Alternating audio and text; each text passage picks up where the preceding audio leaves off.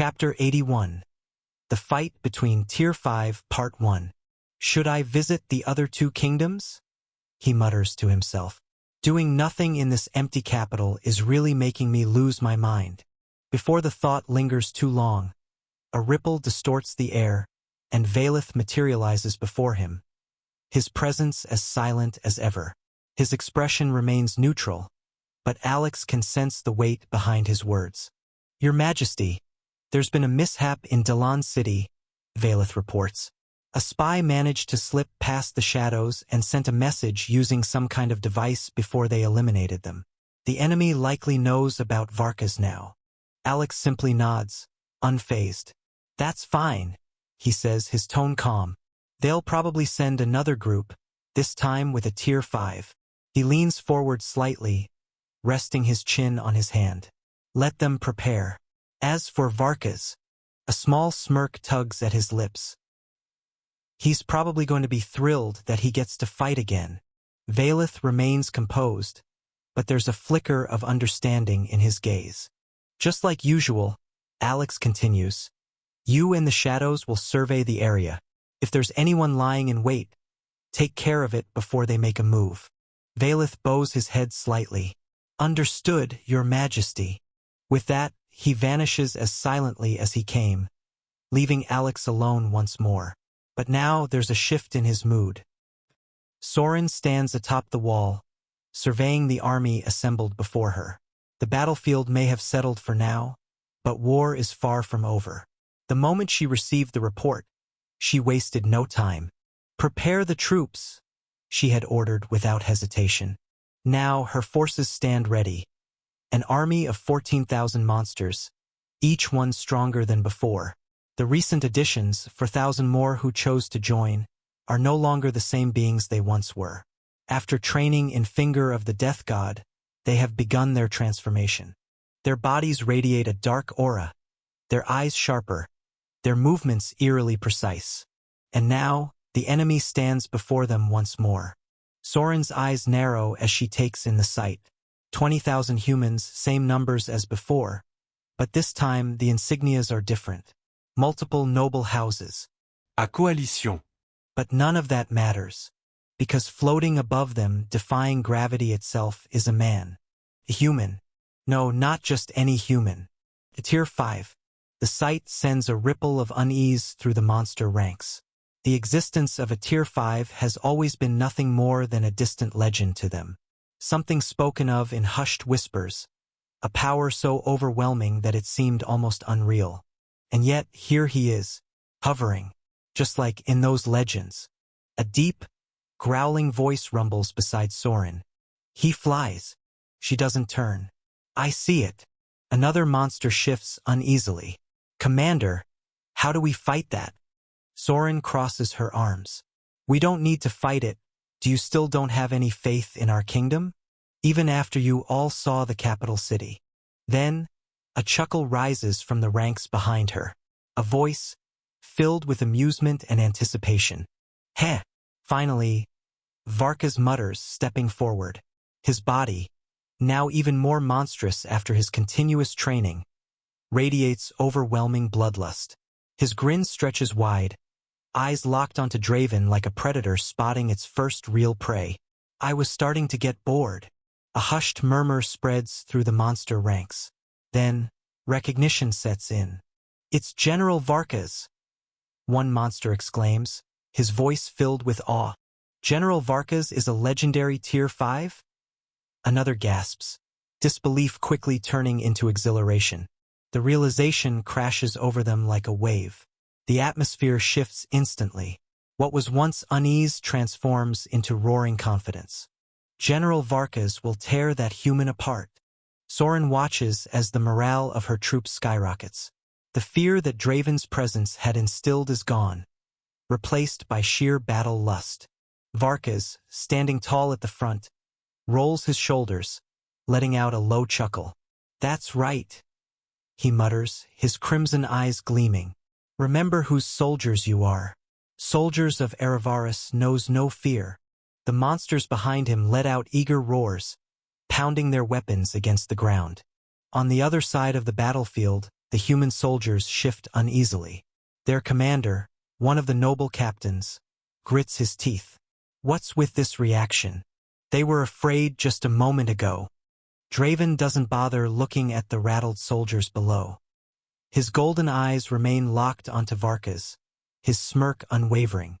Varka's tilts his head slightly, stepping forward. Are you alone? His voice is almost mocking, as if he finds the idea amusing. Draven chuckles, arms folding behind his back. You think I alone am not enough? His tone carries no arrogance, only certainty. For a brief moment, the battlefield is silent. Then, without warning, Varka's moves. A single step, a blur. The next thing anyone sees, Draven is no longer floating.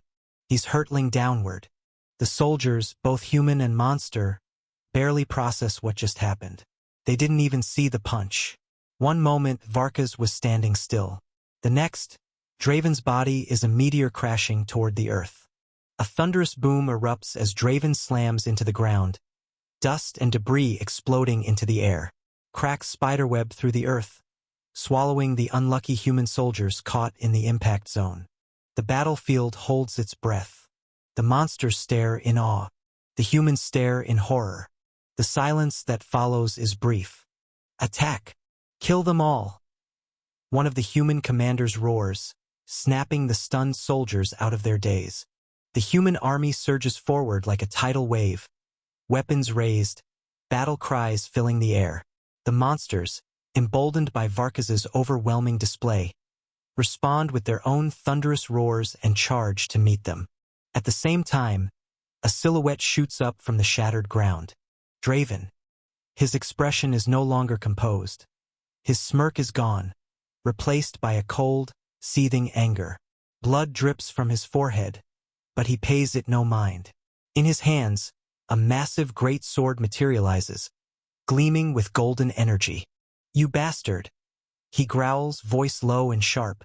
You dare humiliate me? Chapter 82. The Fight Between Tier 5 Part 2. Varka's only grins, his crimson eyes flashing with anticipation. Is that all it takes to piss you off? His stance is relaxed, but his muscles coil like a predator about to pounce.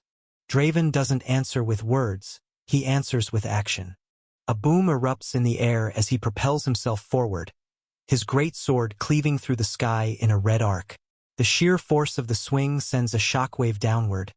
It's like splitting the earth below. Varka's doesn't dodge. He meets it head-on. Clang! Varka's clawed hand slams against the flat of the blade, stopping it mid-swing.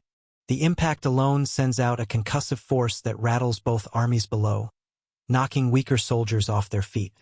Draven's eyes widen for a split second before he twists, activating Blazing Fang Slash, a Tier 3 sword technique. A second, fiery slash ignites from his blade, surging toward Varka's. Varka's growls and counters instantly. His claws glow with eerie, crimson energy as he swipes downward, Blood Rend, a Tier 3 lycanthrope technique. The air screeches as the blood-infused strike tears through the fire, splitting it in half. Draven is forced back, flipping mid-air to regain his balance. His expression darkens. TCH. Come on! Varka's taunts, cracking his neck. That can't be all, can it? Below, the battlefield has erupted into pure chaos. Human soldiers clash against monstrous warriors, spells and weapons tearing through flesh and steel alike. The ground is painted in blood, but the monsters are relentless. Soren watches with cold calculation, killing a human knight with a single, precise strike. Her gaze flicks upward to the two figures clashing above. Her hands gripping the cold stone of the fortress wall. Her breath catches in her throat. She just can't believe what she is seeing. It's like two gods are fighting in the sky.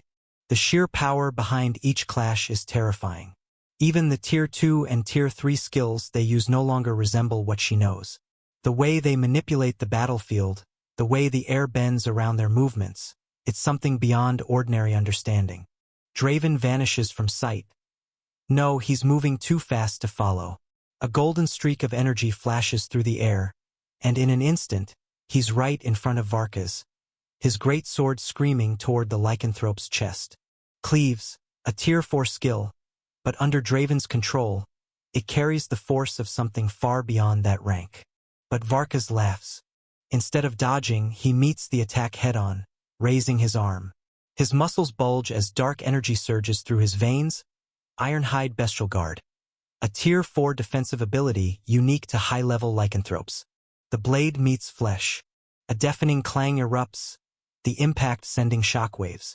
Below, weaker soldiers, both human and monster, cover their ears, feeling as if they're being torn apart.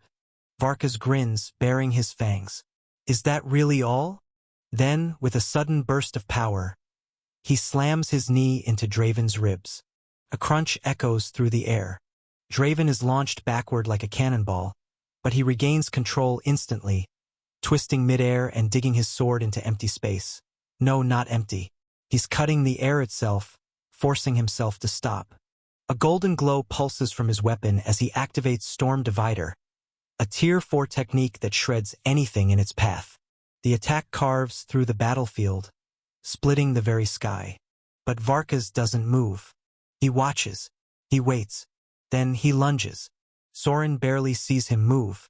One moment he's standing still and the next, boom! Varkas slams a fist straight into the incoming golden energy and destroys it. The power behind Draven's skill disintegrates against his sheer strength alone. Then, without pause, he swings his claws downward. Blood Reaver's Claw, a tier 4 lycanthrope skill, enhanced by his monstrous physique. A single swipe tears through the very air, a crimson arc of destruction racing toward Draven. Draven has no choice. He teleports. No, not teleport. His body flickers as he activates Skystep Mirage, a tier 3 movement skill that allows him to phase through reality for an instant. He barely evades the attack. The Crimson Slash continues downward, obliterating an entire section of the battlefield below. Human soldiers caught in the radius are gone.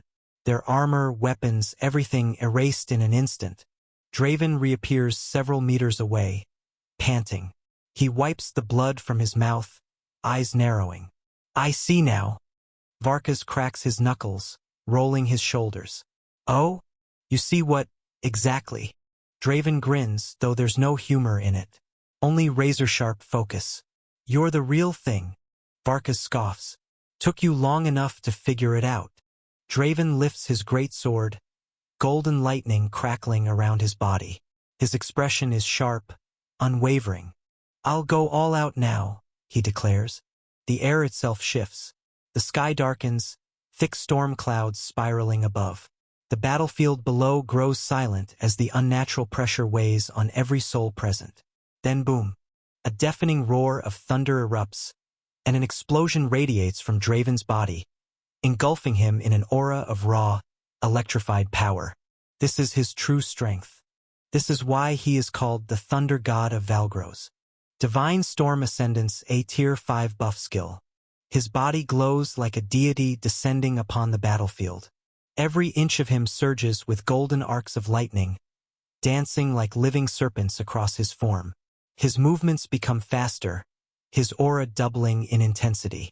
His great sword, now fully enveloped in lightning, hums with enough power to tear the sky apart. Even the monsters below feel it, pure, unrelenting power. Varkas, however, does not flinch. Ha! Now that's more like it. His grin widens, excitement flashing in his crimson eyes. He rolls his shoulders, his muscles tightening, his entire form exuding a wild, chaotic presence. Then his own energy surges. A deep, guttural growl reverberates through the air. Dark red energy erupts from his body, forming a towering aura of primal, bloodthirsty might. His already massive frame expands slightly, his claws lengthening, his fangs sharpening. His silver fur bristles, and his crimson eyes glow brighter than ever. Lunar Apex Frenzy, a tier 5 buff skill. Chapter 83. The Fight Between Tier 5 Part 3. The sheer force of his transformation sends a shockwave through the battlefield. The ground beneath him cracks. The wind howls. His presence alone is suffocating. But he holds back. He doesn't activate his second Tier 5 buff, the one granted by his bloodline. He doesn't want to frighten his enemy into running away. And then, they move. The sky explodes. Their clash creates a powerful shockwave. The wind roars as their figures blur, appearing and vanishing across the battlefield like flashes of lightning and crimson energy. Draven swings. His blade moves faster than the eye can follow. Varkas counters. His claws meet steel, sending arcs of golden lightning and crimson energy scattering into the stormy sky. Boom! A massive explosion erupts as their attacks collide, sending ripples across the battlefield. The ground quakes. The fortress walls tremble. Then Draven accelerates. He vanishes and reappears behind Varkas, his sword already mid-swing. A bolt of divine lightning descends from the sky, striking his blade at the moment of impact. Thunderous judgment, a Tier 4 skill amplified by his buff, turned into something beyond comprehension. The sheer force is enough to make the air itself wail. But Varkas twists at the last second. He dodges, but the attack still grazes his side, sending a shallow burning cut across his ribs. For the first time, blood spills from his body. Draven grins. Got you. Varkas chuckles. Not bad. Then he grabs Draven by the wrist. Before Draven can react, Varkas pulls and slams his knee into his stomach. Crack. Draven's eyes widen as pain shoots through his core. Varkas doesn't stop. He pivots, using his full monstrous strength, and hurls Draven through the air like a meteor. The Valgros warrior crashes into the battlefield below, carving a massive trench through human and monster alike before coming to a stop. Silence. Then Draven stands up. Lightning crackles around Draven's battered body as he straightens, his breathing ragged but his eyes burning with defiance. His armor is cracked, blood drips from his mouth, but he refuses to fall. Varkas watches him with something between amusement and admiration. You just don't know when to quit, do you?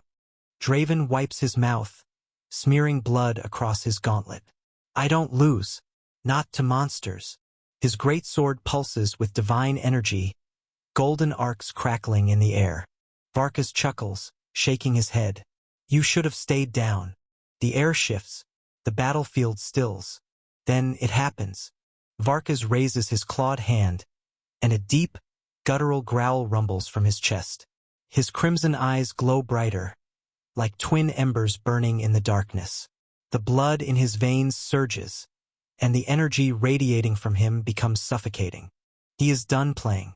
Let's end this, he murmurs. A pulse of dark crimson energy erupts from his body, expanding outward like a tidal wave. The battlefield trembles. The sky darkens, not with storm clouds, but with something deeper, something primal.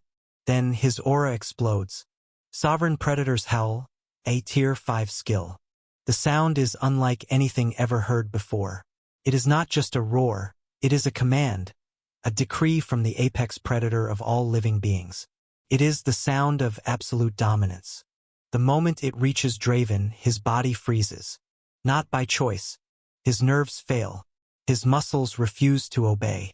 His divine lightning flickers, struggling against the overwhelming force pressing down on him.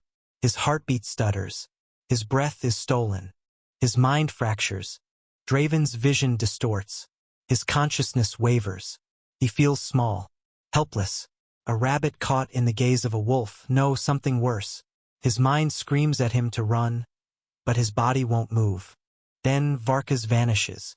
Before Draven can comprehend what's happening, a clawed hand grips his face and smashes him into the ground.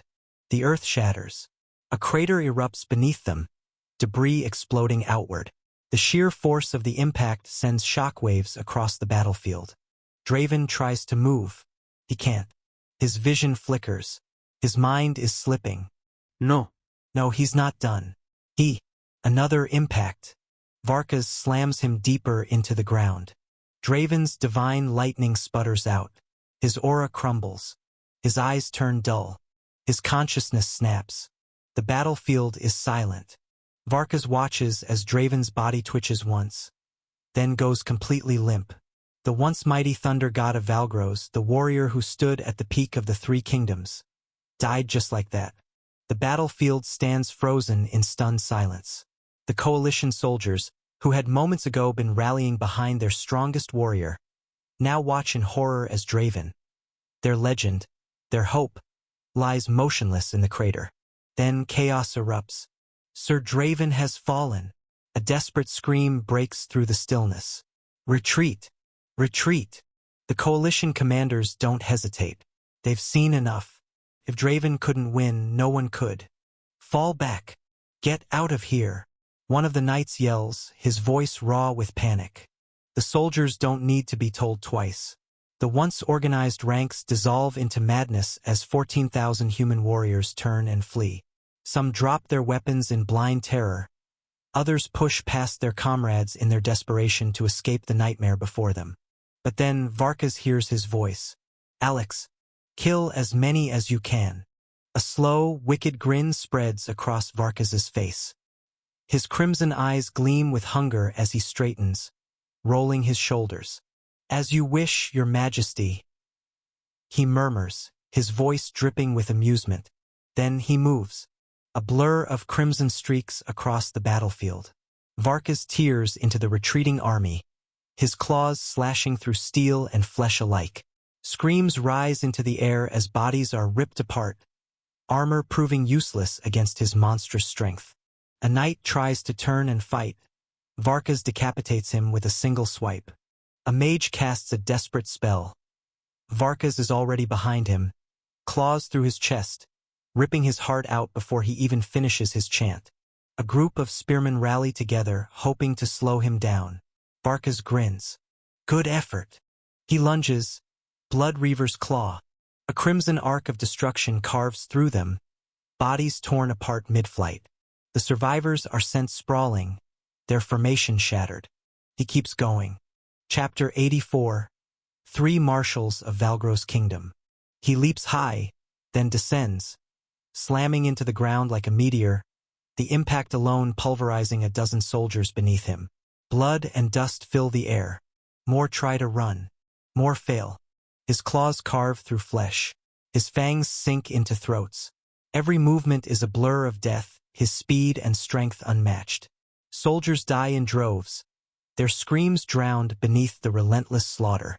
But even with his power, even with his speed, he can't kill them all. They run, as fast as their broken bodies can carry them. And Varkas? He only laughs. By the time the last of the coalition soldiers vanish beyond the horizon, the battlefield is eerily quiet. The ground is soaked in blood, the air thick with the scent of death and burnt flesh. From the fortress walls, the soldiers watch in stunned silence. No one speaks. No one moves. Then, by the gods! Nasara finally breathes, her golden eyes wide with disbelief. General Varkas is amazing. She isn't the only one thinking it. Thurn crosses his massive arms, shaking his head slowly. Monstrous. That's the only word for him. Nasara turns to him, eyes still fixed on the battlefield. Do you think we could ever reach that kind of strength?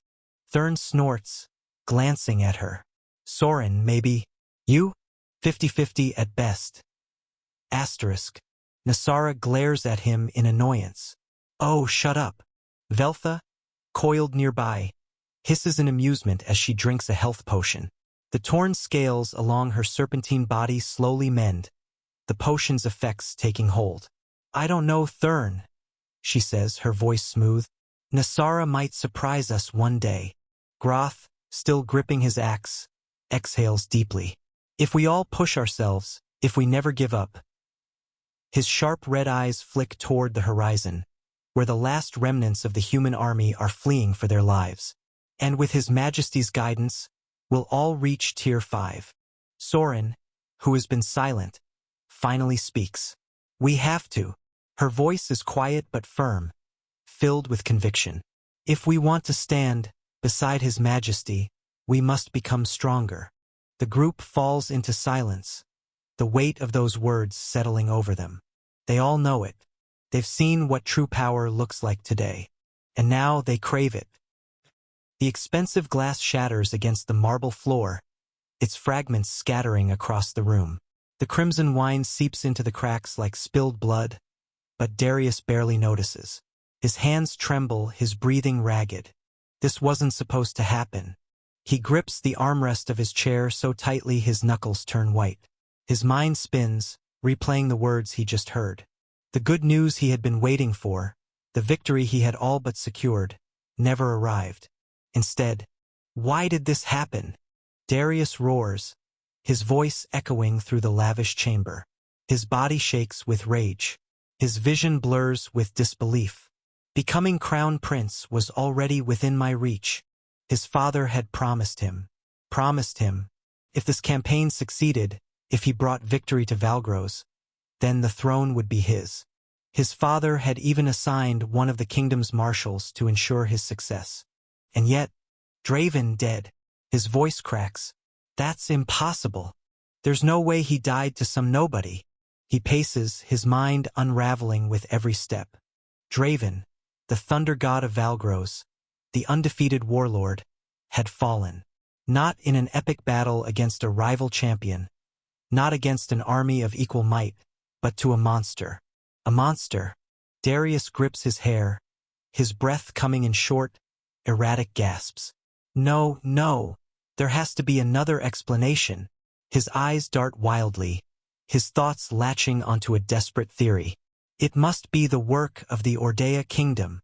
Yes, they must have interfered. There's no way. A monster killed Draven. His words are filled with hysteria, but he clings to them like a drowning man grasping at straws. He refuses to believe that some unknown beast, some nameless creature, had shattered his ambitions. His chest heaves, his heart pounds, then his rage turns cold. His trembling stops. I won't accept this. His voice lowers, his eyes darkening with dangerous intent. I won't allow this setback to ruin me. His father will make him crown prince. The throne room is heavy with tension. The air is thick, suffocating, as King Rewalt sits upon his throne. His fingers tapping against the armrest in slow, measured movements. His expression is unreadable, but the fury simmering beneath the surface is undeniable. Before him, Darius kneels, his body stiff, his mind scrambling for the right words. Father, please listen. Darius's voice wavers slightly, but he forces himself to remain composed. This was not my failure. The Ordea kingdom.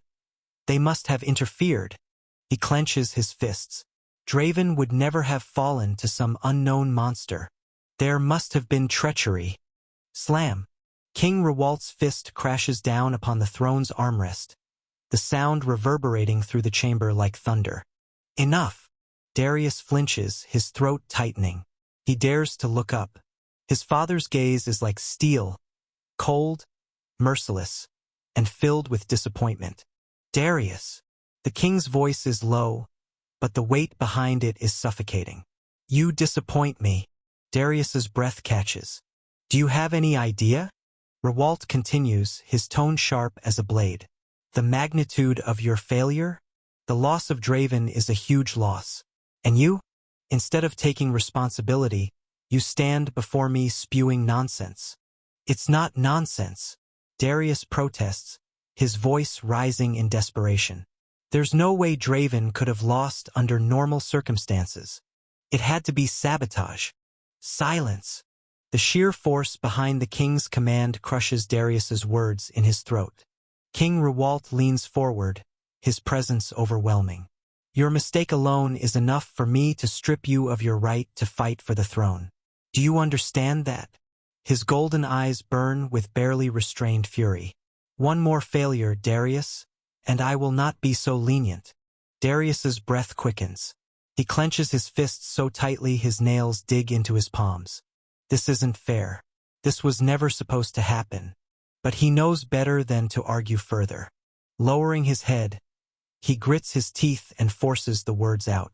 I understand, Your Majesty. The king exhales slowly, leaning back against his throne. Good, because there will be no second mistake. Asterisk. Silence lingers between them, Then, with a wave of his hand, King Rewalt dismisses him. Leave. Asterisk. Darius rises stiffly, his legs feeling like lead as he turns and walks toward the massive doors of the throne room. After the doors fully close behind Darius, a deep voice finally breaks the silence. Your Majesty. Marshal Zinov, who has remained quiet throughout the exchange, finally speaks. His voice is calm, but there is a weight behind his words. King Rewalt rubs his temples, his patience already worn thin. What is it, Zinov? King Rewalt rubs his temples, his patience already worn thin. What is it, Zinov? Zinov steps forward, his crimson cape brushing against the polished floor. He is a man of few words, his expression unreadable beneath his silver-gray beard. The western border, Your Majesty. The region where Marshal Draven was stationed. He pauses briefly, allowing the words to settle. If we do not station another commander soon, the monsters from the crevice will start pouring into the kingdom. King Rewalt exhales sharply, his headache worsening. The Valgros kingdom has always been strong. Even with Draven's death, they still have more Tier 5 warriors than their rivals. The Ordea kingdom has only one. Ralthian? They don't even have a single Tier 5 combatant. And yet, strength alone is not enough. Each of his marshals has an irreplaceable duty. Draven had been guarding the western border, holding back the endless tide of monsters that emerged from the abyssal crevice. Without him, that cursed land would soon overflow, and no ordinary army could hold it back. Marshal Tezvin was stationed at the southeastern border, fending off the relentless barbarian tribes. No matter how many times Valgros crushed them, those savages always returned, as if the land itself bred them endlessly. Moving Tezvin would only shift one disaster onto another. That left only Zinov himself. The king's golden eyes settle on the seasoned marshal. Can you leave your post? Zinov shakes his head. I cannot. The capital's defenses are my duty. If I leave, the heart of the kingdom is exposed. Rewalt massages his forehead. Damn it! For the first time in years, Valgros is short on power. Losing a Tier 5 warrior was not just a blow, it was a crack in their foundation. A thought suddenly strikes Rewalt. His fingers stop drumming against the armrest as his eyes narrow in contemplation. What about General Rostrai? He asks, his voice measured. He's already at the peak of Tier 4, level 499. Zinov considers the suggestion, stroking his beard. After a moment, he nods. He should be able to handle it, Your Majesty. His tone is steady, confident. After all, no Tier 5 monsters have ever emerged from that crevice. As long as it stays that way, Rostrai can maintain the defenses. Rewalt exhales slowly, some of the tension easing from his shoulders. Let's do that, then. But as he speaks, there is an undeniable trace of regret in his voice. He leans back against his throne, golden eyes dark with dissatisfaction. Too bad Rostrai can't break through to Tier 5, he mutters. Even after everything we did to push him, he just couldn't. Zinov remains silent. There is nothing to say. Some warriors are born to transcend their limits. Others, no matter how talented, no matter how close they come, will never take that final step. Chapter 85. Aiden and Garan. And that is the difference between a general and a marshal. Zinov. His voice is low, serious. Do you think that monster came from another continent? Zinov's gaze flickers slightly, considering the possibility. He exhales through his nose, arms crossing over his broad chest. It might have, he admits. But it would be rare. Zinov nods. Yes, the stronger monsters, those that roam the great continents beyond ours, they have no reason to come here. This land holds nothing of value to them. No great treasures, no ancient artifacts, no resources worth fighting for. His eyes darken slightly. For one to appear now, it's strange. Rewalt's jaw tightens. He doesn't like unanswered questions. And right now, there are too many. Keep an eye on this, Zinov, he orders. I want to know exactly what we're dealing with. Zinov inclines his head. As you command, Your Majesty. The conversation ends, but the unease lingers. Because if anyone from another continent has come to Valgros, then it came for a reason. The journey to the Ordea Kingdom's capital is smooth, the roads well-maintained and patrolled by disciplined soldiers. The kingdom isn't as militaristic as Valgros, but it is wealthier, its capital a testament to its prosperity. Alex and Grix ride through the outer districts, passing through bustling trade streets filled with merchants hawking goods from across the continent. Spices, silk, enchanted trinkets, things one would never find in Ralthian in such abundance. The people are well-dressed, the buildings sturdier, and the roads paved with fine stone rather than packed dirt. Their current disguises are simple but effective. Alex wears a reinforced leather coat over a dark tunic, with a long sword strapped to his waist. Grix, towering beside him, looks every bit the seasoned adventurer in his heavy, travel-worn armor. Though he carries no kingdom's insignia, the way he moves, sharp-eyed and ever-watchful, betrays his experience as a warrior. The two blend in well enough. Ordea's capital has no shortage of adventurers, and unlike in Valgros or Ralthian, where armies dominate military affairs, adventurers here hold real status. The kingdom relies on them heavily for subjugation missions, exploration, and even reinforcing their borders when needed. They make their way to the Adventurers Guild, a massive 3-story structure near the heart of the city. Its design is sturdy yet elegant, built of reinforced stone and polished wood. A large banner hangs over the entrance, bearing Ordea's guild emblem, a golden falcon clutching twin swords. The doors are wide open, and the lively sounds of conversation, clinking mugs, and sharpening steel spill onto the street. As they step inside, the scent of alcohol, ink, and sweat fills the air. The guild hall is bustling. Dozens of adventurers crowd the area, some gathered around the mission board, others seated at long wooden tables sharing drinks and stories of their exploits. Some wear enchanted gear, while others sport battle scars as badges of honor. Alex exhales, scanning the guild hall. Lively place, he mutters under his breath. They step further inside, weaving through the crowd. The adventurers here have a certain confidence, some from experience, others from sheer arrogance. Unlike in Ralthian, where adventurers are little more than mercenaries, or Valgros, where they are overshadowed by the military, Ordea treats them with respect. A few eyes linger on them, but most dismiss them quickly. New faces aren't uncommon here. Alex approaches the long wooden counter where several guild receptionists are stationed, managing the constant flow of requests and reports. A young woman with chestnut-colored hair and sharp green eyes greets him with a professional smile. Welcome to the Ordea Adventurers Guild. Here to take a request? Or are you looking to register? Register, Alex says smoothly. My partner and I just arrived in the capital. She nods, already pulling out a parchment form. Got it. First-time registration requires a basic assessment. Name and background. Alex doesn't hesitate. Ayding Vali, swordsman, former mercenary. Grix, standing beside him, crosses his arms. Garran, heavy combat specialist. The receptionist gives them both an appraising look. Experience. Alex offers a relaxed shrug. A few years in the field. Nothing fancy, but we get the job done. She hums in thought before handing them the parchment. Fill this out.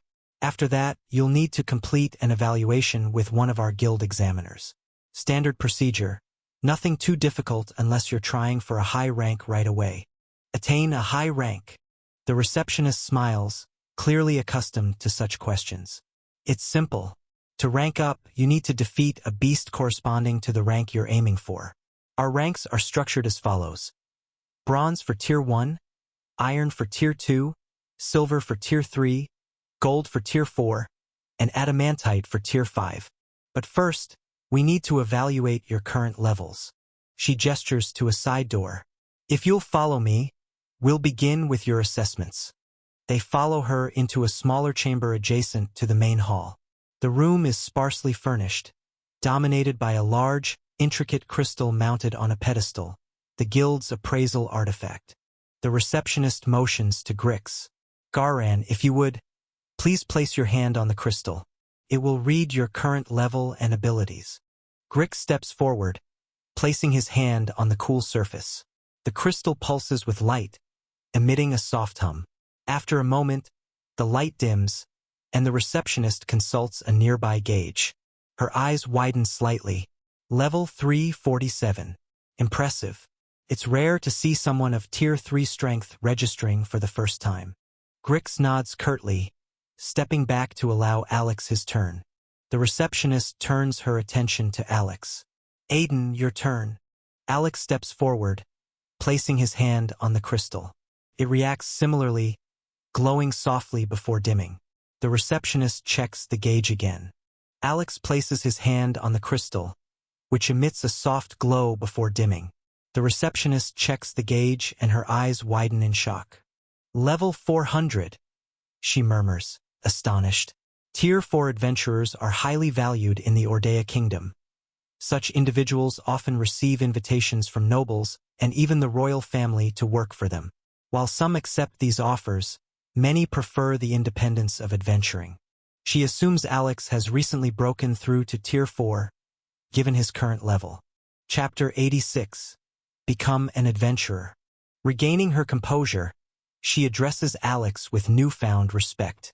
Sir, which rank are you aiming for? Alex meets her gaze steadily. Gold rank would be ideal.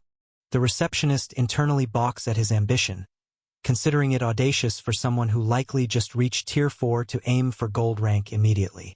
However, maintaining professionalism, she replies, Sir, you'll need to wait a bit longer. Additionally, the guild master will personally oversee your evaluation.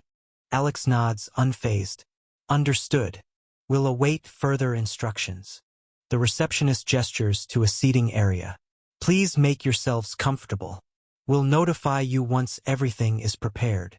As Alex and Grix move to the designated area, they notice several adventurers casting curious glances their way, undoubtedly intrigued. Shortly after Alex and Grix take their seats, a hush falls over the bustling guild hall. Conversations cease, and all eyes turn toward the entrance as a tall, imposing figure steps inside. It's the guild master, a man whose rare appearances are typically reserved for significant missions or the evaluation of gold rank aspirants. The adventurers exchange astonished glances, their gazes inevitably drifting toward the two newcomers. The guild master strides purposefully toward Alex and Grix, his presence commanding respect. He stops before them, his eyes assessing. You're the ones aiming for gold rank? He asks, his voice deep and authoritative. Alex rises, meeting the guild master's gaze without hesitation. Yes, I'm Aiden Vale and this is Garan. The guild master nods slowly, his expression unreadable. A level 400 swordsman and a level 347 heavy combat specialist. Impressive. Grix inclines his head slightly. We've faced our share of challenges. Murmurs ripple through the gathered adventurers, disbelief evident in their whispers. Level 400? So that's why the guild master is here. Very well, he says. We'll proceed with your evaluation. Follow me. As they move toward the assessment chambers, the weight of the guild's collective gaze follows them.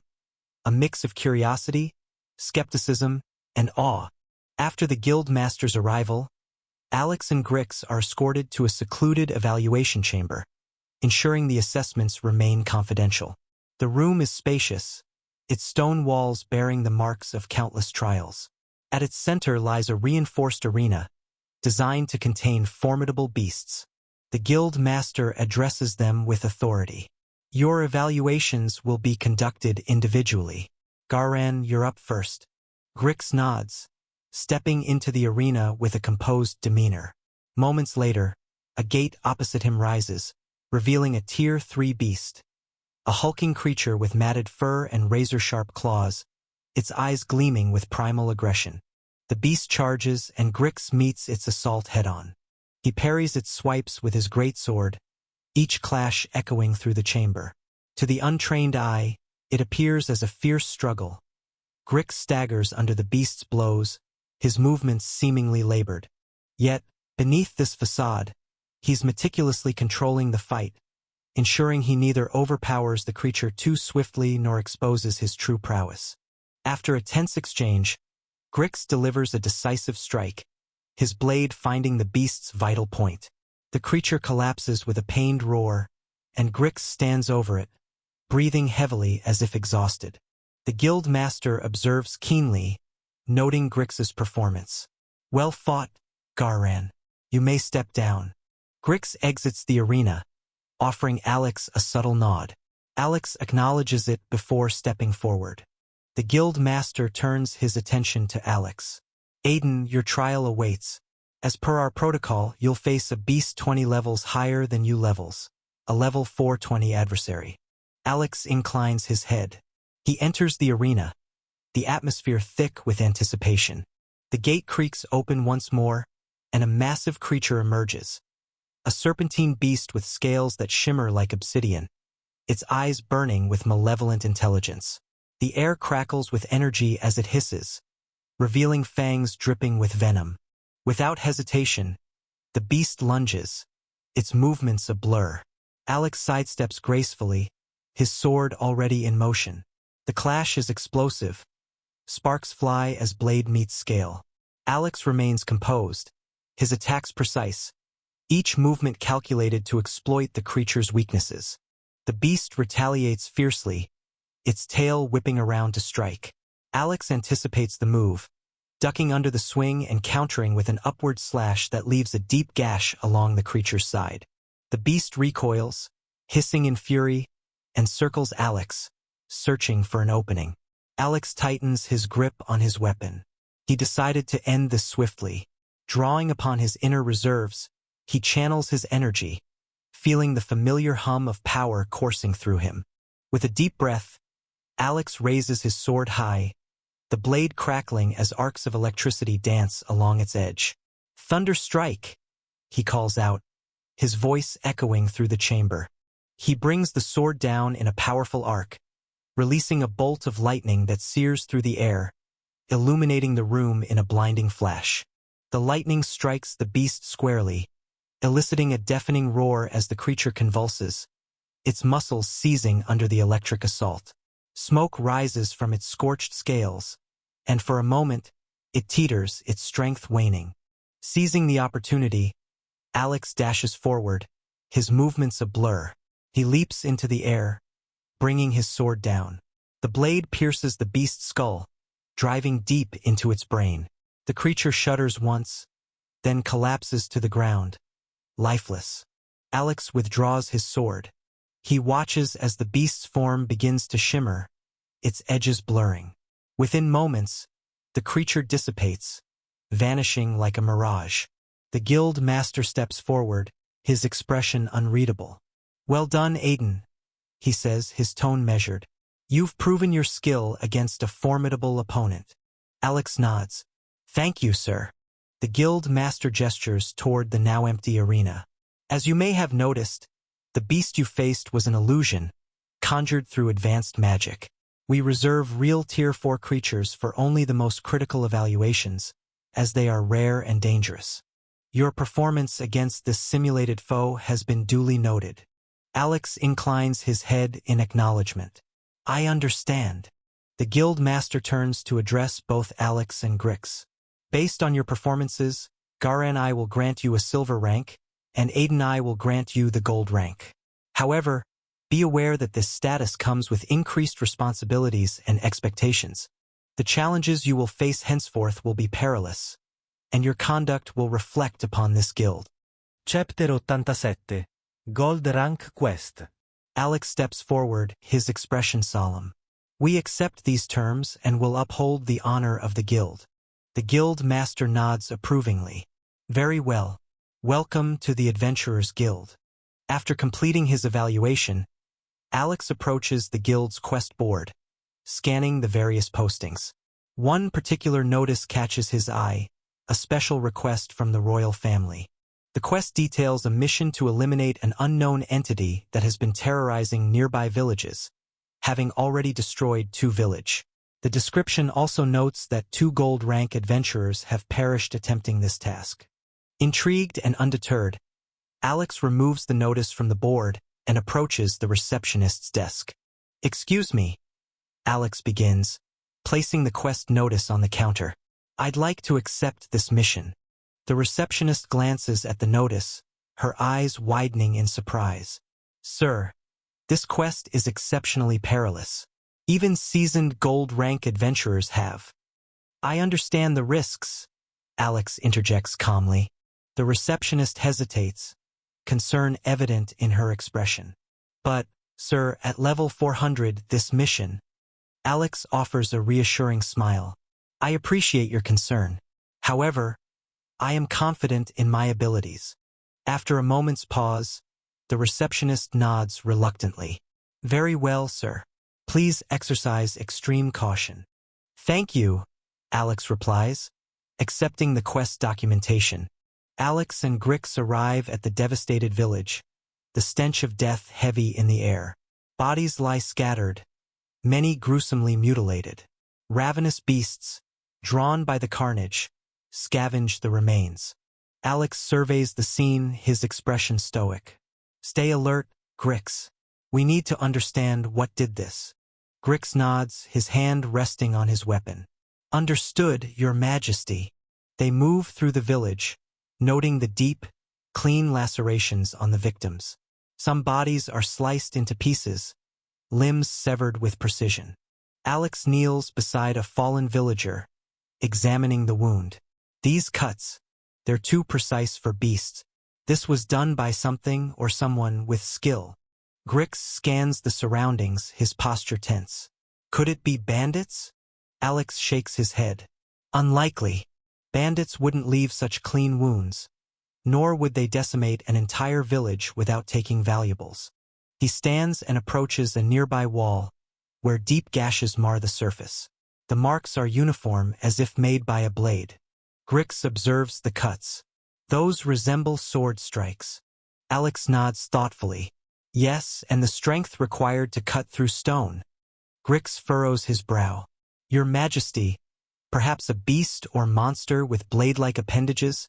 Alex and Grix proceed cautiously, following the trail of destruction deeper into the forest. The signs of battle become more pronounced. Trees cleaved in half, scorch marks searing the ground, and remnants of weapons scattered about. These signs, Grix observes, his voice low, they suggest a fierce confrontation. Alex nods, his eyes scanning the surroundings. Yes, and recent. The previous gold-rank adventurers must have fought valiantly. They continue until they reach the mouth of a cavern, its entrance partially obscured by overgrown foliage. The air is thick with an acrid scent, a mix of blood and something else, something unnatural. This must be where the battle concluded, Alex states, his tone measured. Grix tightens his grip on his weapon. I will lead the way, Your Majesty. Alex and Grix proceed into the cavern, the air growing cooler with each step. Grix raises his hand, summoning a luminous orb that bathes the cavern in bright light, dispelling the shadows around them. The passage narrows before opening into a larger chamber, where they spot a slumbering figure. The monster lies curled on the cold stone floor, its form both familiar and strange. Long, rabbit-like ears twitch occasionally atop a feline face, and beside it rests a katana, its blade gleaming even in the dim light. Alex narrows his eyes, whispering, This monster, it seems familiar. At the sound of his voice, the monster's eyes snap open, revealing a bloodshot gaze filled with fury. It scrambles to its feet, clutching the katana, and snarls, Monsters! I'll kill you all. With a guttural cry, the monster lunges at them, katana slicing through the air. Grix steps forward, raising his sword to parry the blow effortlessly. The clash of metal echoes through the cavern. Seizing the moment, Grix delivers a swift kick to the creature's midsection, sending it crashing into the cavern wall. The creature slumps to the ground, dazed but still conscious. Alex raises a hand, signaling Grix to halt. His eyes narrow as he focuses on the creature before them. Through his system interface, he identifies the being's race, Legomian, the same as Lys and Nikon. Recognizing this, Alex deactivates his human disguise, revealing his true monstrous form. "You are a Legomian," Alex states, his voice calm yet commanding. The Legomian blinks in confusion, his red eyes flickering between Alex and Grix. He watches as the human forms before him shift, Grix transforming into a formidable lizard man, and Alex into an indistinguishable yet awe-inspiring entity. An overwhelming aura emanates from Alex, compelling the Legomian to feel an instinctual urge to submit. Struggling against the sensation, the Legomian grips his katana tighter, his voice strained. "Monsters, leave. I only want to kill humans." Observing the Legomian's unstable state, Alex concludes that reasoning is futile. He turns to Grix and nods. "Render him unconscious." As a Tier 5 being, Grix easily subdues the Tier 4 Legomian. With swift precision, he strikes a pressure point, and the Legomian collapses, his katana clattering to the ground beside him. Alex approaches the unconscious Legomian, his expression contemplative.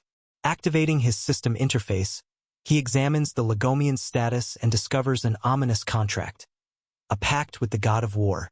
This agreement grants the individual double their original strength, but at a dire cost. They lose all rationality and are compelled to kill 15 people daily. Failure to meet this quota results in immediate death. Alex's brow furrows as he absorbs this information. The concept of deities influencing mortals through such perilous contracts unsettles him. He ponders silently, are there truly gods in this world? If so, how formidable are they? Shaking off these thoughts, he refocuses on the immediate situation. Chapter 88. Sumbras City. Alex kneels beside the unconscious Legomian, his gaze fixed on the afflicted warrior. From within his inventory, he retrieves the Magnius Spellbound Crystal, a rare artifact capable of casting a Tier 8 severing spell. He hesitates, knowing that the crystal holds limited charges, and he has already used it twice. This spell can break any contracts, Alex murmurs to himself. But with only 2 uses remaining, I must be judicious. With a determined expression, Alex positions the crystal above the Legomian and activates the crystal. Alex kneels beside the unconscious Legomian, retrieving the Magnius Spellbound Crystal from his inventory. He hesitates momentarily, but resolves to proceed. Positioning the crystal above the Legomian's chest, he channels its energy toward the contract's seal. The crystal emits a soft glow, and after a tense moment, the contract shatters like glass. The Legomian stirs, his eyes fluttering open. "Who are you?" he murmurs, confusion evident in his gaze. Grix steps forward, his voice firm. "This is His Majesty, the ruler of all monster clans, so you better behave yourself." Alex raises an eyebrow at Grix's introduction, thinking, well, technically, I am a ruler of many monster races, but I wouldn't claim to rule all races. He focuses on the Legomian. "What is your name?" Alex asks gently. The Legomian blinks, gathering his thoughts. I'm called Burko." Alex observes as Burko's eyes flutter open. The violent energy that once consumed him now dissipated. "Do you know why I saved you?" Alex inquires, his tone measured. "I even went so far as to sever your contract." Burko, still processing his newfound clarity, feels the absence of the oppressive force that once dictated his actions. He can't help but marvel at the strength required to destroy such a binding agreement. Respectfully, he responds, "Thank you, sir, for saving my life. But I must ask, why did you save me?" Alex's expression softens slightly. "In my kingdom, 2 Legomian children have been adopted by one of my subordinates." Burko's eyes widen with a mix of hope and urgency. "Sir, please, allow me to see these Legomians. I've been searching for my tribesmates for years." Alex meets Burko's gaze steadily. "If you wish to see them, it's simple. Become my subordinate and swear your loyalty to me." Without hesitation, Burko kneels, bowing his head. "I swear my loyalty to you, your majesty. Thank you for this opportunity." Alex nods approvingly. "Rise then. For now, you'll need to blend in among humans." He retrieves a small, ornate amulet from his belongings and hands it to Berko. This item will disguise you as a human. Wear it at all times when among them. Berko accepts the amulet, slipping it over his head.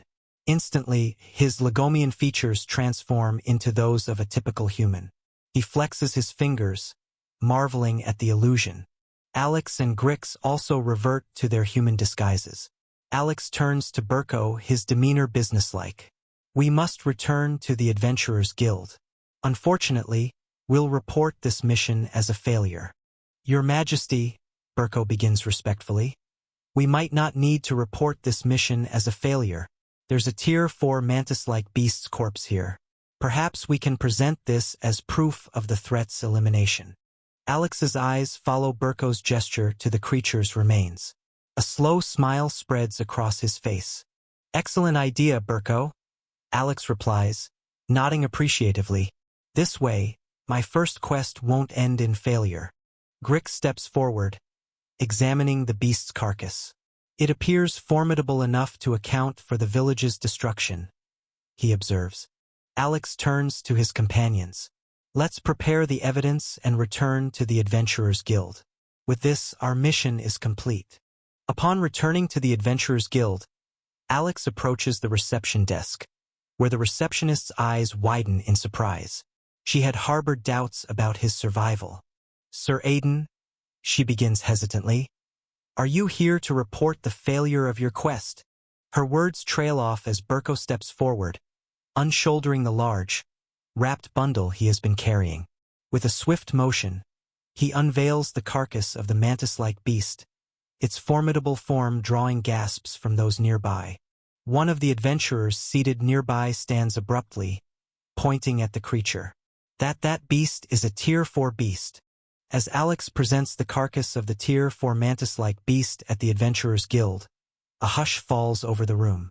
Adventurers and staff alike are visibly astonished, especially considering that 2 gold-rank adventurers had previously failed to complete this quest. One of them, a veteran at level 434, had even lost his life attempting to subdue the creature. The receptionist, regaining her composure, addresses Alex with newfound respect. Sir Aiden, your accomplishment is truly remarkable.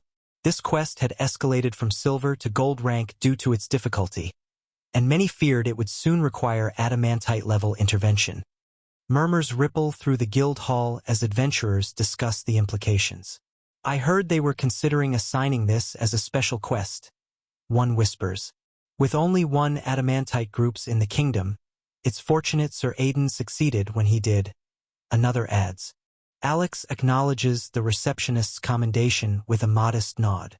The threat has been neutralized, and the villages can now begin to rebuild in safety. As word of Alex's success spreads, the atmosphere in the guild shifts from one of tension to relief and celebration. Adventurers approach to congratulate him, inspired by his achievement and the restoration of safety to their realm. As Alex, Grix, and Berko leave the Adventurers Guild in the city of Sumbrast, the weight of recent events hangs heavy in the air. Berko walks a step behind Alex, his thoughts turbulent. Under the influence of the contract, he had unleashed destruction upon multiple villages. Yet, even now, free from its binds, he feels no remorse for the humans who suffered, his hatred for them deeply rooted in the atrocities they committed against his tribesmates. The trio arrives at the Silver Chalice Inn, a modest establishment known for its discreet clientele. As they enter, the innkeeper, a stout woman with graying hair, looks up and offers a welcoming smile. Chapter 89, Temple of the War God. Welcome, good sir, she greets Alex warmly. Will you be needing rooms for your companions as well? Alex nods. Yes, please, 3 rooms for the night. As the innkeeper hands over the keys, she leans in slightly, her voice dropping to a conspiratorial whisper. You must be Sir Aiden. Word travels fast in Sumbrast. They say you single-handedly took down a Tier 4 beast that's been terrorizing the villages. Alex offers a modest smile.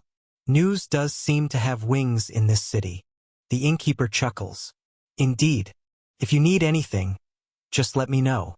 As they make their way to their rooms, Grix glances at Alex, a smirk playing on his lips. Your Majesty, it seems like you're the talk of Sumbrast now. Alex sighs softly. Fame is a double-edged sword. Let's hope it doesn't draw unwanted attention. Berko, silent until now, speaks up, his voice tinged with bitterness. Humans celebrate the death of a beast, yet they are blind to the monsters among their own kind. Alex pauses, turning to face Berko. Hatred is a heavy burden to carry. Berko, not all humans are the same. Berko's eyes harden. Perhaps, but forgiveness doesn't come easily when one's kin have suffered. After settling into their rooms at the Silver Chalice Inn, Alex invites Berko to join him in his quarters. The room is modest but comfortable. Grix, sensing the need for a private conversation, excuses himself. Alex gestures to a chair opposite him. Please sit. I'd like to understand how you came to be bound by the War God contract. Berko settles into the chair, his expression somber. After the humans attacked our home, I managed to flee. He begins, his voice heavy with emotion. But surviving when my family and tribesmates perished or getting abducted filled me with unbearable guilt. He pauses, collecting his thoughts. I wandered aimlessly through the forest, lost in my grief. Days, perhaps weeks passed. Time had little meaning. Then, I stumbled upon an ancient altar, overgrown and forgotten. The inscription read, God of War. Berko continues, his voice tinged with reverence.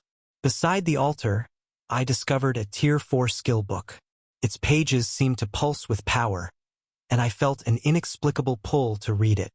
Alex leans forward, curiosity piqued. A Tier 4 skills book? That's a rare find. Did you read it? Berko nods slowly. Yes, I did. As I absorbed its knowledge, I felt a surge of strength and clarity. It was as if the book unlocked potential I never knew I had, elevating me to a Tier 4 warrior. Alex considers this, tapping his fingers thoughtfully. And the altar? Did it have any other significance? Berko's expression darkens. In my grief and desire for vengeance, I made a vow before it, seeking the strength to avenge my fallen kin. Alex's eyes narrow slightly. And that's when the contract bound you? Berko sighs, a hint of regret in his eyes. Yes, unbeknownst to me, my vow forged a contract with the God of War. It granted me immense power, but at the cost of my free will. I became an instrument of war, driven by an insatiable rage. Alex leans back, absorbing Berko's tale. It's fortunate we crossed paths then. With the contract severed, you have a chance to reclaim your destiny. Berko meets Alex's gaze, gratitude evident. I owe you my freedom, Your Majesty. I pledge to use my strength to serve you. Alex leans forward, his interest piqued. Do you remember where that altar is located? Berko nods. Yes, Your Majesty. I can lead you there. Alex's eyes narrow thoughtfully. Tomorrow we shall visit it together. Berko's expression reflects a mix of surprise and determination. As you command, Your Majesty. The following morning, as dawn's light filters through the forest canopy, Alex, Berko, and Grix set out toward the ancient altar. The forest is dense, with undergrowth that crunches beneath their boots and the distant calls of birds echoing through the trees. Berko leads the way, his movements confident yet cautious. After traversing the forest for several hours, they arrive at a clearing where the altar stands, partially reclaimed by nature. Vines drape over its weathered stone, and moss carpets its base. Alex approaches the altar, his gaze tracing the faint inscriptions that hint at its ancient purpose. He turns to Berko. This is where you found the Tier 4 skills book? Berko nods, his eyes reflecting memories of that pivotal moment. Yes, Your Majesty. Right here. Grix circles the altar, his keen eyes scanning the surroundings. This place, it feels like it's been untouched for centuries. Alex places a hand on the altar's surface, closing his eyes as if sensing the remnants of its power. There's a lingering energy here. It's faint, but present. Berko oaches Alex, curiosity evident. What do you intend to do, Your Majesty? Alex opens his eyes, determination gleaming within them. I aim to understand the nature of this altar and the forces it once channeled. Such knowledge could prove invaluable. As dawn's light filters through the dense canopy, Alex, Berko, and Grix navigate the forest's undergrowth, their senses heightened for any sign of the ancient altar. The forest is alive with the chirping of birds and the rustling of leaves underfoot. Stay vigilant, Alex instructs, his eyes scanning the surroundings. Report anything unusual immediately. After some time, Berko halts, his gaze fixed on a section of overgrown foliage. Your Majesty, I believe I found something, he calls out, pointing to what appears to be a concealed door, its outline barely discernible beneath the vines. Alex and Grix exchange a glance, both sensing the faint hum of a defensive spell emanating from the hidden entrance. Before they can react, Berko steps closer, his hand reaching out to touch the door. Berko, wait, Alex warns, but Grix is already in motion. With a burst of speed, he uses his Tier 5 ability to position himself between Berko and the door in an instant. The defensive spell activates, releasing a surge of energy that strikes Grix. He grits his teeth, absorbing the impact, but a shallow cut appears on his cheek, a testament to the spell's potency. Chapter 90. Fire Golem. Berko's eyes widen in realization of the danger he narrowly avoided. Thank you, Sir Grix, he says, his voice filled with genuine gratitude. Grix nods, wiping the blood from his cheek. Be more cautious. Not all dangers are visible. Alex steps forward, examining the door and the remnants of the spell. This enchantment was designed to deter intruders. Alex approaches the concealed door, his eyes narrowing as he senses the remnants of a powerful defensive spell. Despite its deterioration over time, the enchantment still exudes an aura potent enough to harm even a Tier 5 individual. This must have been a Tier 6 spell. Alex muses aloud, his tone reflecting both admiration and caution. Though it's weakened over time, it's still formidable. Grix nods in agreement. Your Majesty, it's impressive that such an old spell retains this much power.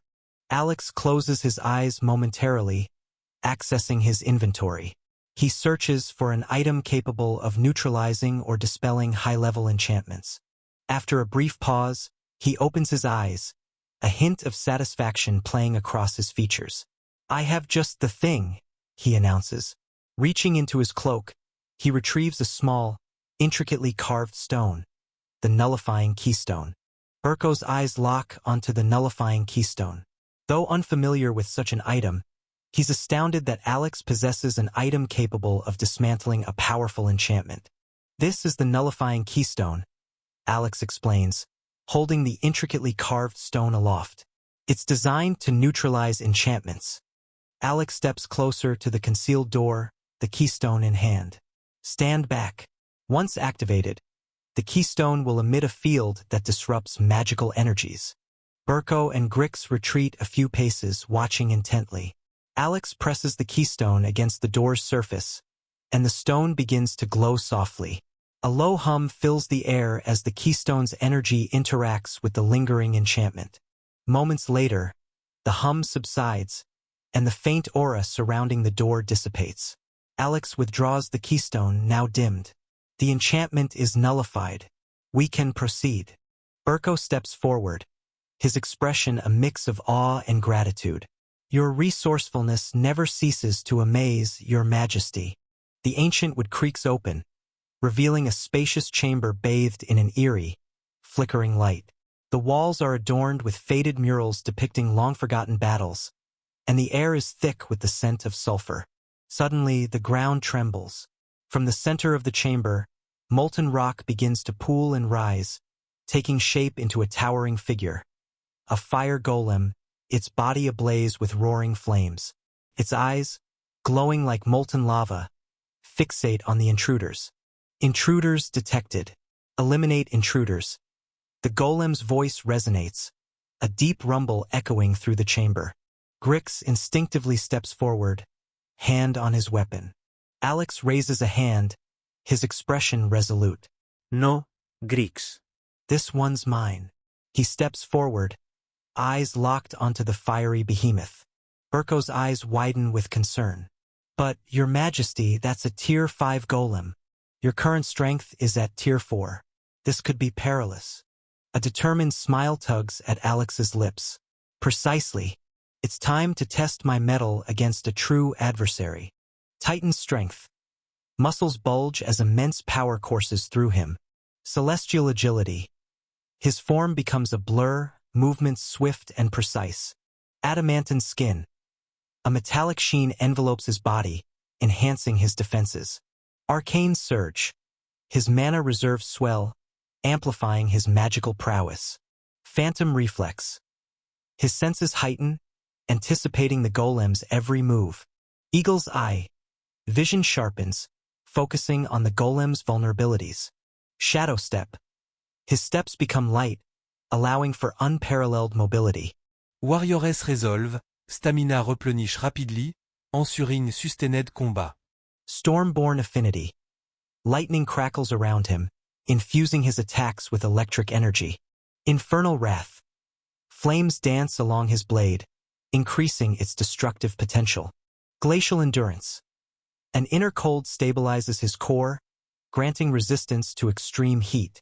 The amalgamation of these buffs causes Alex to radiate a brilliant light, his presence both awe-inspiring and intimidating.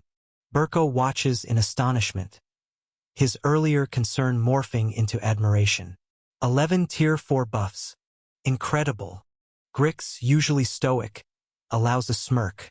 Even with His Majesty's full strength sealed, he's still as impressive as ever. The fire golem roars, molten fists crashing down toward Alex. But with Rift Step, Alex vanishes, reappearing behind the golem. His blade, now imbued with infernal wrath, slices through the air. Blazing arc. A fiery crescent cleaves into the golem's molten form, sending embers flying. The golem staggers but retaliates with a sweeping, flaming arm.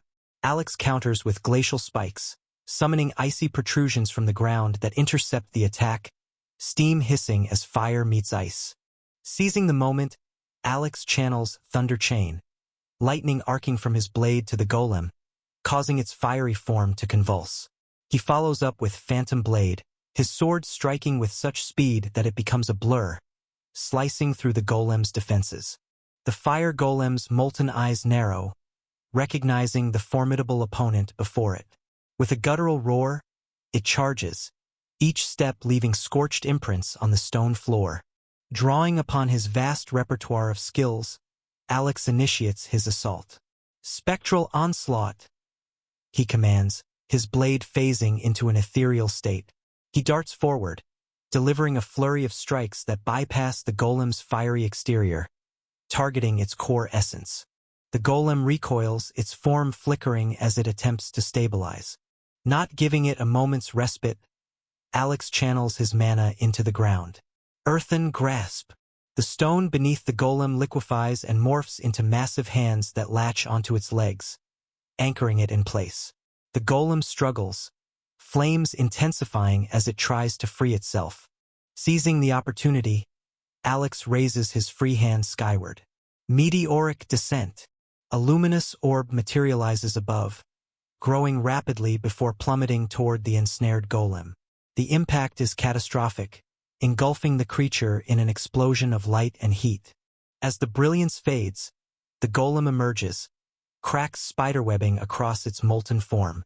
Its movements become erratic, desperation evident in its attacks. It gathers its strength, launching a torrent of fireballs toward Alex. With unwavering focus, Alex invokes Aegis of the Void. A dark barrier envelopes him, absorbing the fiery onslaught. The flames dissipate upon contact, leaving him unscathed. Chapter 91. Fire Golem. The fire golem's molten form shudders, its eyes blazing brighter as it summons its ultimate power. The temperature in the chamber skyrockets, and the air ripples with intense heat. With a guttural roar, the golem unleashes its Tier 5 skill. Inferno Cataclysm. A massive wave of searing flames erupts from the golem, expanding rapidly in all directions. The very stone beneath their feet begins to crack and sizzle under the onslaught. Grix's eyes widen as he recognizes the imminent danger. Without hesitation, he steps in front of Berko, planting his feet firmly. Drawing upon his inner reserves, Grix activates his Soul Tier 5 skill, Ironclad Barrier. An immense, translucent shield materializes before them, anchoring into the ground and curving protectively around their forms. The inferno crashes against Grix's shield, flames licking and swirling around its edges. Behind him, Berko watches in awe and terror, the heat palpable even through the protective shield. Meanwhile, Alex stands his ground, eyes narrowing as the fiery wave approaches. He raises his sword, channeling his energy into 2 defensive Tier 4 skills. Infernal Barrier, he commands, and a shimmering barrier of golden flames envelopes him, countering the oncoming heat with its own purifying fire. Simultaneously, Alex stomps the ground, invoking Earth's Embrace. The earth responds, forming a protective cocoon of stone around him. The inferno crashes over this dual-layered defense, the outer flames warring against each other while the stone absorbs the residual heat. After what feels like an eternity, the Inferno Cataclysm subsides. The chamber is left scorched and smoldering, the air thick with heat and ash. Grix's shield dissipates. The stone encasing Alex crumbles away, revealing him unscathed. He steps forward, eyes locked onto the now weakened golem. Impressive display, Alex remarks, his tone calm yet firm. But it's time to end this. Channeling his remaining strength, Alex dashes toward the golem, his sword gleaming with accumulated power. With a swift, decisive strike, he cleaves through the golem's core. The creature shudders, its molten form destabilizing before collapsing into a pool of inert lava. As the remnants of the fire golem dissipate, the chamber's oppressive heat begins to wane. Berko stands in stunned silence, his mind racing. The sheer number of Tier 4 skills His Majesty just employed. He muses, could it be that His Majesty possesses more Tier 4 skills than any of the 3 kingdoms? A chilling thought crosses Berko's mind. If the extent of His Majesty's prowess becomes known, the 3 kingdoms might set aside their differences, forming a temporary alliance to challenge him. Berko steps forward, his voice filled with awe. Your Majesty, you're truly remarkable. Defeating a Tier 5 golem while at Tier 4 strength is nothing short of extraordinary. Alex chuckles softly, sheathing his sword. That golem was already losing energy and not at its full strength. Its power had waned over time. Grix approaches, his expression a blend of respect and curiosity. Even so, Your Majesty, your mastery and the seamless execution of multiple Tier 4 skills are unparalleled. Few could replicate such a feat. As the fire golem collapses into a pool of molten rock, the chamber begins to tremble violently. Dust and debris fall from the ceiling, and the walls crack ominously. Your Majesty, the structure is collapsing. Grix shouts, urgency in his voice. Alex's gaze shifts to the golem's remains. Amidst the cooling lava, he spots a faint glimmer. Quickly, he retrieves a scorched tome, a skill book, and the golem's core, still pulsing with residual heat. These might be of use, Alex mutters, securing the items. Your Majesty, we must leave now, Berko exclaims, eyes wide with alarm. Alex nods, his expression calm yet determined. Agreed. Let's move. The trio dashes toward the exit, navigating falling stones and widening fissures. The ground shakes beneath them, each tremor more violent than the last. As the trio emerges from the collapsing chamber, the ground beneath them quakes violently. They turn to witness the war god's altar sinking into the earth, swallowed whole until it vanishes without a trace, as if it never existed. Alex retrieves the scorched tome he had secured earlier. Flipping through its charred pages, he recognizes it as a Tier 5 skill book. A sigh escapes his lips. It's a Tier 5 skill book, he mutters, his tone tinged with mild disappointment. Berko notices Alex's reaction and inquires, Your Majesty, is something amiss? Alex extends the book toward Burko. Here, take it. It's a Tier 5 skill book. Burko's eyes widen in shock. He instinctively steps back, shaking his head. Your Majesty, I can't accept this. It's too valuable, and I contributed nothing to this battle. Alex's gaze is steady, his voice firm yet understanding. Nonsense. Take it. I suspect this skill aligns with the Tier 1 you acquired earlier. It will complement your abilities. Burko hesitates, but seeing the resolve in Alex's eyes, he reluctantly accepts the tome. Thank you, Your Majesty. I am deeply grateful. Alex offers a dismissive wave. Think nothing of it. It's merely a Tier 5 skill book. Burko forces a smile, though internally he grapples with the weight of the gift. In the Three Kingdoms, such a skill book is a priceless treasure, unobtainable even how much gold coins you have. Yet, to His Majesty it appears as a trivial item. Reflecting on his own stagnation in recent times, Burko feels a surge of hope. With this skill book, he envisions breaking through his current limits, advancing his prowess to new heights. In this world, natives like Burko must diligently study skill books to ascend in power. Mere physical training isn't sufficient.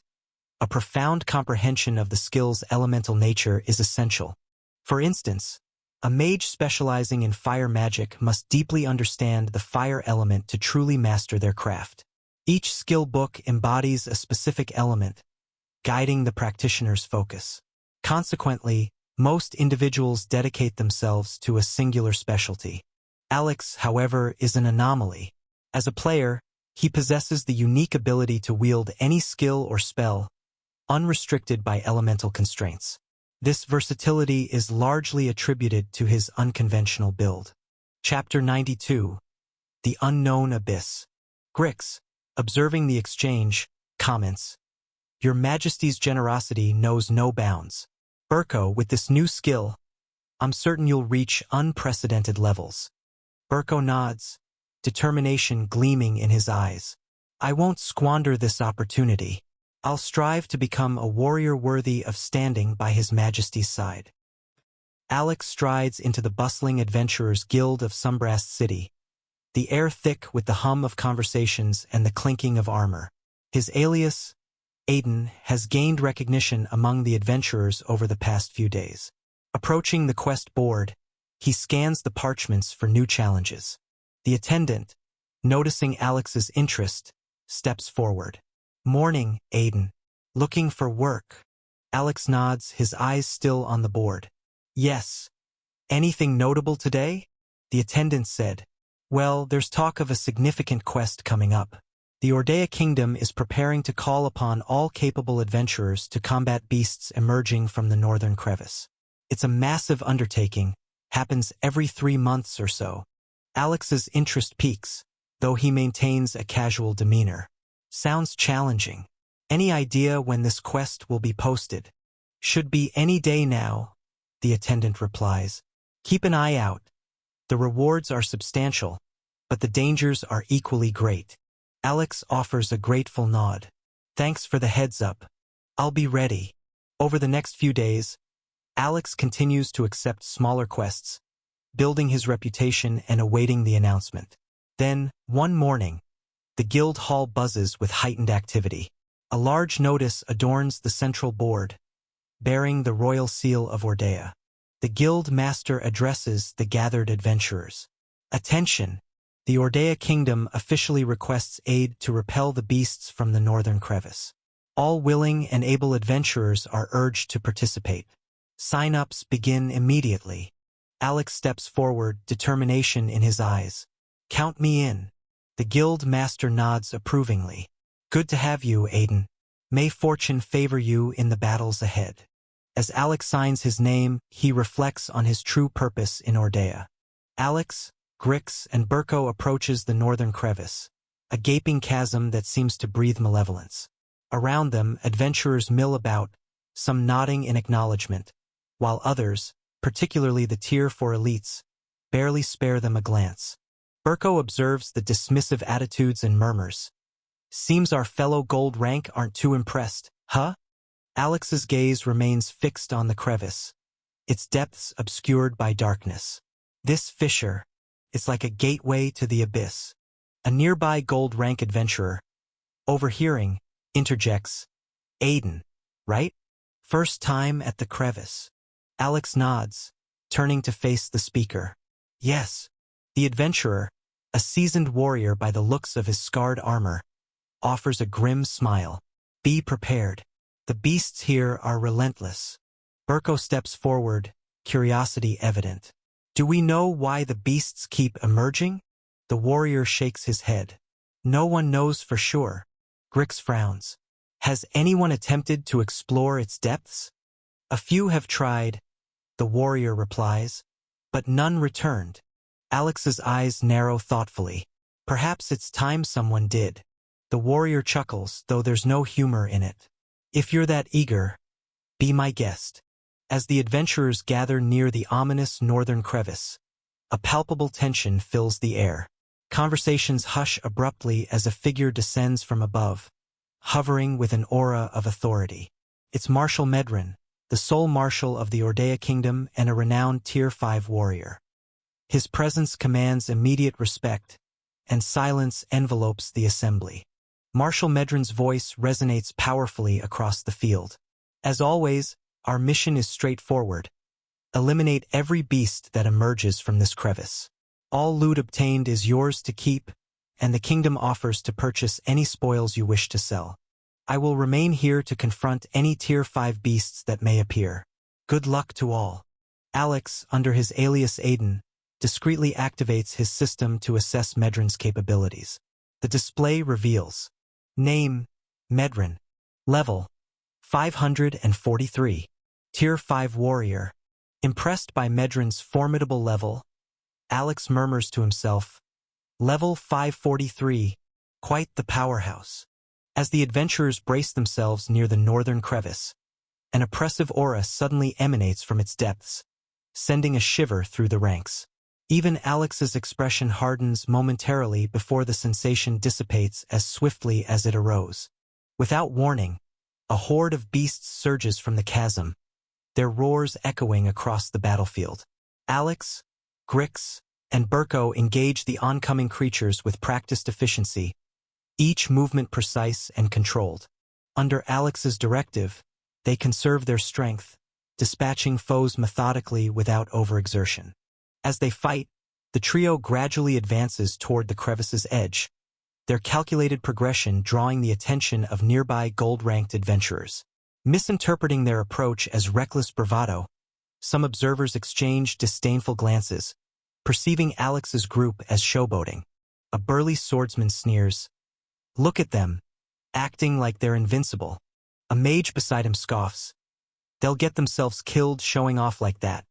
Suddenly the intensity of the beast onslaught surges. Adventurers find themselves fully engaged, battling fiercely to hold the line. Amidst the chaos, Alex senses an opportunity. Grix, Burko, close in. Alex commands, his voice cutting through the clamor.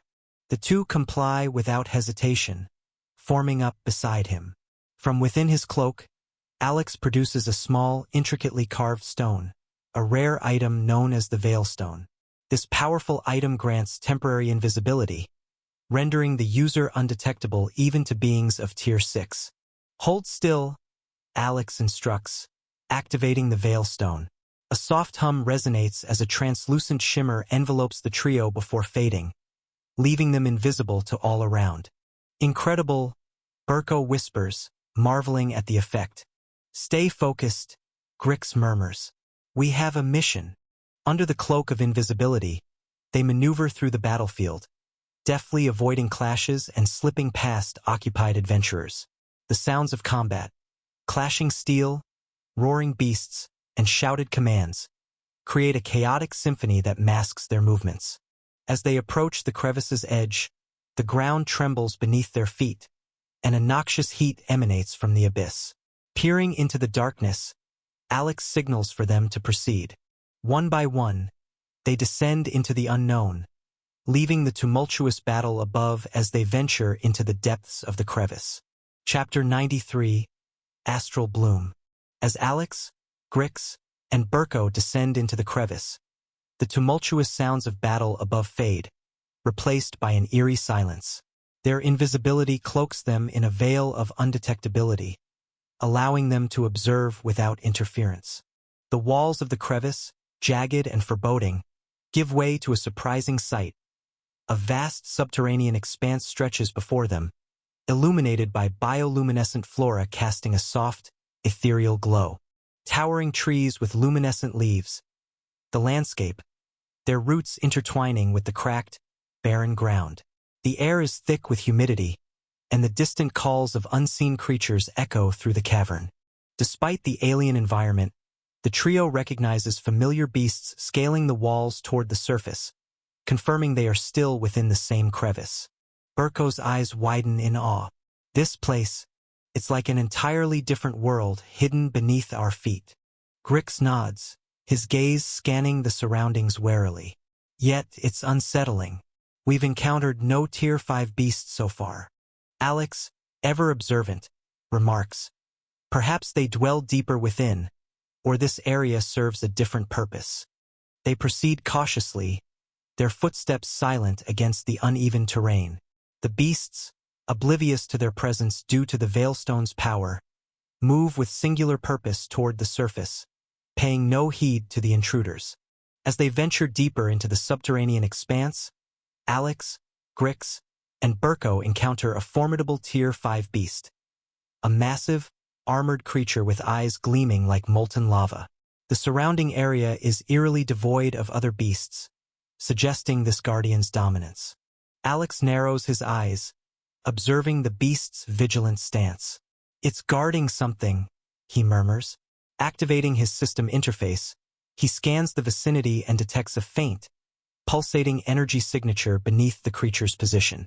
His eyes widen in recognition. He thought, the astral bloom. In my previous life, I never managed to acquire it. Those who possessed it demanded exorbitant sums of real money. Grix tightens his grip on his weapon, his gaze fixed on the beast. Your orders, Your Majesty? Alex's expression hardens with determination. We need that astral bloom. Grix, take down the beast. Berko, support him. I'll secure the ingredient. Grix nods, a fierce grin spreading across his face. Understood. He charges forward, weapon gleaming in the bioluminescent light. The beast roars, meeting his challenge head-on. Berko flanks the creature, launching precise attacks to distract and weaken it. Their coordinated assault showcases their training and camaraderie. Seizing the moment, Alex darts toward the spot where the astral bloom's energy resonates. With practiced movements, he uncovers the radiant, star-shaped flower, its petals shimmering with an otherworldly glow. He carefully extracts it, feeling a surge of accomplishment. Behind him, Grix delivers a decisive blow, and the beast collapses with a final, echoing growl. He turns to Alex, breathing heavily but victorious. The path is clear, Your Majesty. Alex secures the astral bloom within a protective casing. Well done, both of you. As they venture deeper into the subterranean expanse, Alex, Grix, and Berko encounter several Tier 5 beasts, each guarding various treasures, glimmering gemstones, ancient artifacts, and weapons. Among these, a particular Tier 5 sword catches Berko's eye. Its blade hums with latent power, and intricate runes adorn its hilt. Although Berko doesn't recognize what the astral bloom is, he knows it must be something extraordinary. After all, he's never seen His Majesty this pleased before. Alex hardly reacts to obtaining Tier 5 skills or spells, yet this flower seems to hold incredible value. Berko steps closer, watching Alex carefully seal the astral bloom in a protective case. Your Majesty, he says hesitantly. That flower, what is it exactly?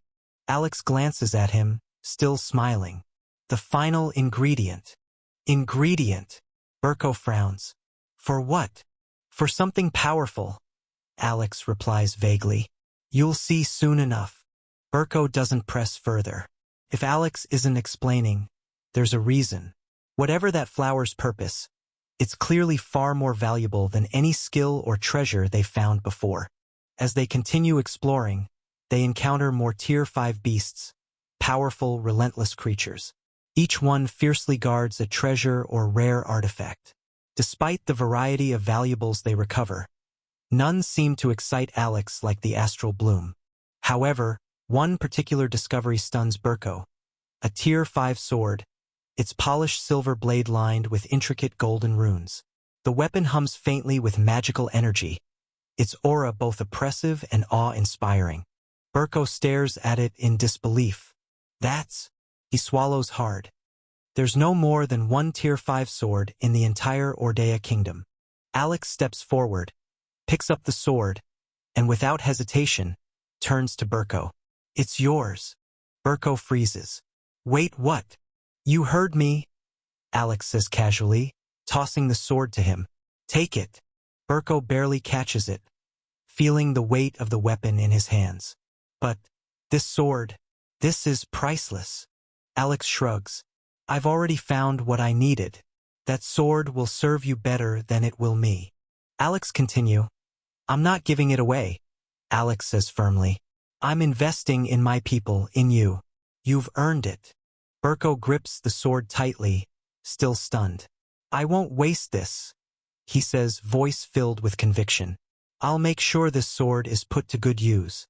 As Alex, Grix, and Berko navigate the labyrinthine passages of the subterranean expanse, the ambient glow of bioluminescent flora casts shifting shadows along the walls.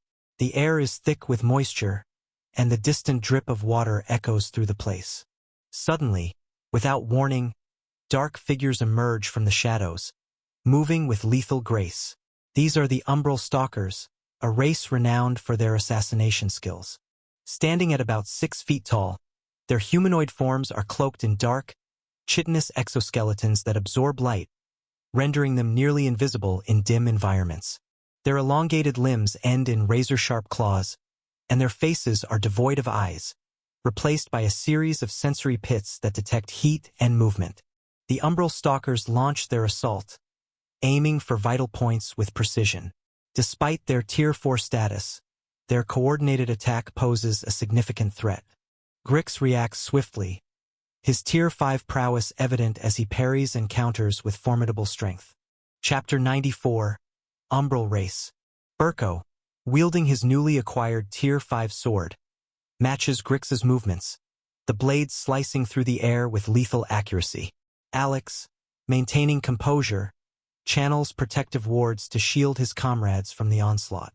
Amidst the clash, Grix identifies the leader of the assailants, a slightly larger Umbral Stalker issuing silent commands. With a decisive maneuver, Grix disarms and subdues the leader, pinning it to the ground. Hold still, Grix growls, tightening his grip. The remaining Umbral Stalkers, witnessing their leader's capture, retreat into the shadows, their forms melding seamlessly with the darkness. Alex approaches the captive, his eyes narrowing. We mean you no harm unless provoked. Why did you attack us? The creature's voice hisses through the magical translation.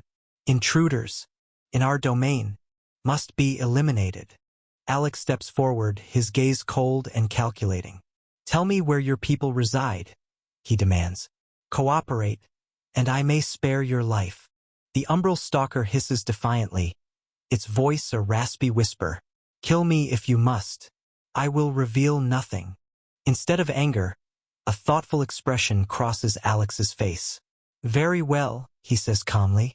We will explore this place until we find your base. Perhaps then, your kin will be more forthcoming. The creature's defiance wavers for a moment, but it remains silent, unwilling to betray its kind. Grix tightens his grip on the captive. What shall we do with this one, your majesty? Alex considers briefly before responding. Bind him. He may prove useful as a guide or a bargaining chip. Berko produces restraints, securing the Umbral Stalker's limbs. The creature offers no resistance, its expression inscrutable. With their new captive in tow, the trio continues their journey, determined to uncover the secrets of the Umbral Stalker's domain. Alex, Grix, and Berko continue their cautious exploration of the subterranean expanse. Suddenly, without warning, two massive figures emerge from the shadows ahead. standing over 8 feet tall. Recognizing them as Tier 5 Umbral Stalkers, Alex and Grix ready their weapons, while Burko positions himself protectively near their captive. Alex's mind races as he begins to channel his 11 Tier 4 buffs, knowing he cannot face a Tier 5 opponent without them. However, his adversary lunges with blinding speed, forcing Alex to prioritize defense. He manages to activate 8 buffs before narrowly evading a sweeping claw strike. Rolling to the side, he completes the remaining enchantments, feeling the surge of augmented strength and agility course through him. The Umbral Stalker hisses, its eyeless visage turning toward Alex. "Your skills won't save you, trash." It snarls, voice dripping with malice. Alex grips his weapon tighter, eyes narrowing. "We'll see about that." The creature attacks again, its claws slicing through the air with lethal precision. Alex parries and counters. Despite the stalker's ferocity, Alex's enhanced abilities allow him to match its speed and strength. Meanwhile, Grix engages the second Umbral Stalker, their battle a blur of steel and shadow. His combat prowess is evident as he anticipates and counters each move with calculated efficiency. The Umbral Stalker lunges, a blur of blackened muscle and jagged claws. Alex sidesteps, his blade flashing upward to deflect the strike. Sparks explode from the impact. Without hesitation, Alex channels a Tier 4 spell, Pyre Lance. A spear of searing flame erupts from his free hand, streaking toward the creature's chest. The stalker twists impossibly fast, avoiding a fatal hit, but the flame scorches its side. It roars, dark tendrils of energy crackling from its wounds. "You think that's enough?" The stalker sneers, its guttural voice distorted. "I'll crush you. Try." Alex growls back, dashing forward. He weaves between the stalker's swiping claws, his blade dancing with precision. Each strike he lands crackles with enchantment. Ice blooms along the creature's arm where Alex cuts, only to shatter as the stalker's unnatural energy pulses outward. "Quit running!" The stalker's patience snaps, and it lunges again, claws poised to tear through Alex's chest. Tier 4 skill Mirage Step. Alex flickers out of view, appearing behind his enemy in a flash of blue energy. He drives his sword deep into the stalker's back. The creature howls, spinning wildly with unnatural reflexes. Alex's sword is wrenched from his grip, still buried in its spine. "Persistent little insect!" The stalker snarls, black energy flaring from its claws as it swings for Alex's head. Tier 4 skill Arcane Bastion. Alex instinctively throws up a shimmering blue barrier. The stalker's claws slam into it, sending a shockwave of force rippling through the air. The barrier holds, barely, flickering as cracks spiderweb across its surface. "This isn't enough." Alex grimaces, stepping back. His Tier 4 skills are chipping away at the creature, but not enough to deliver a decisive blow. He knows he needs more power, something stronger. Drawing in a deep breath, Alex focuses his energy, recalling the technique he had only practiced against training dummies. He channels magic through his core, weaving 2 distinct energies together, fire and wind. The 2 Tier 4 spells resist one another at first, the raw forces threatening to spiral out of control. Sparks crackle at his fingertips as the unstable magic surges. Alex grits his teeth, feeling his magic surge as he recalls the combination he had only tested on training dummies. Tier 4 spell, Pyre Lance. Tier 4 skill, Gale Thrust. He channels both simultaneously. The searing flames of Pyre Lance flicker to life in his left hand, while his right hand directs Gale Thrust, a concentrated burst of compressed wind that can accelerate objects with immense force. The 2 energies ripple dangerously as he forces them to intertwine.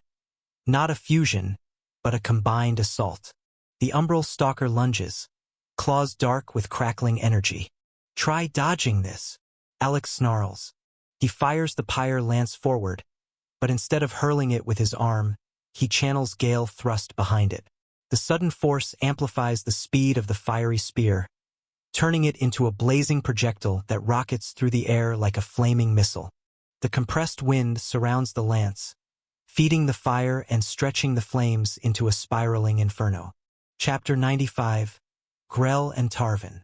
The stalker barely has time to react. It sidesteps, but the enhanced speed catches it mid-motion.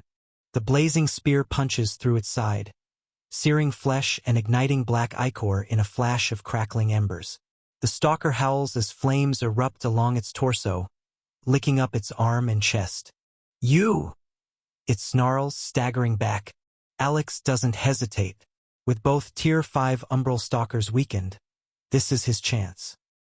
He reaches into his satchel and pulls out a dark metal bracer etched with glowing crimson runes, the Shacklebind cuff.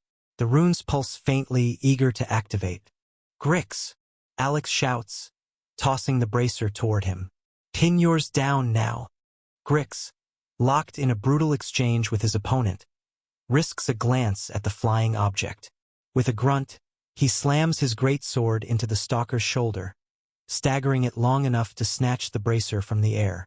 "Yes, your majesty!" Grix roars, forcing his opponent to the ground with sheer brute strength. Alex turns to his own foe, the charred and battered stalker, still smoldering from the enhanced pyre lance. His breathing is ragged, but its hatred burns stronger than ever. "You'll regret this." The creature snarls, rising unsteadily. "I doubt it." Alex dashes forward, slamming his palm against the stalker's chest. The bracer in his own hand latches onto the creature's torso, the crimson runes flaring to life. The stalker's body jerks violently as the Shacklebind cuff constricts around its form. Glowing chains of red energy coil tightly around the beast's limbs, forcing it to its knees. The creature thrashes, but the magic suppresses its strength, a power designed specifically to subdue weakened Tier 5 entities. On the other side of the battlefield, Grix roars as he drives the second bracer against his opponent's neck.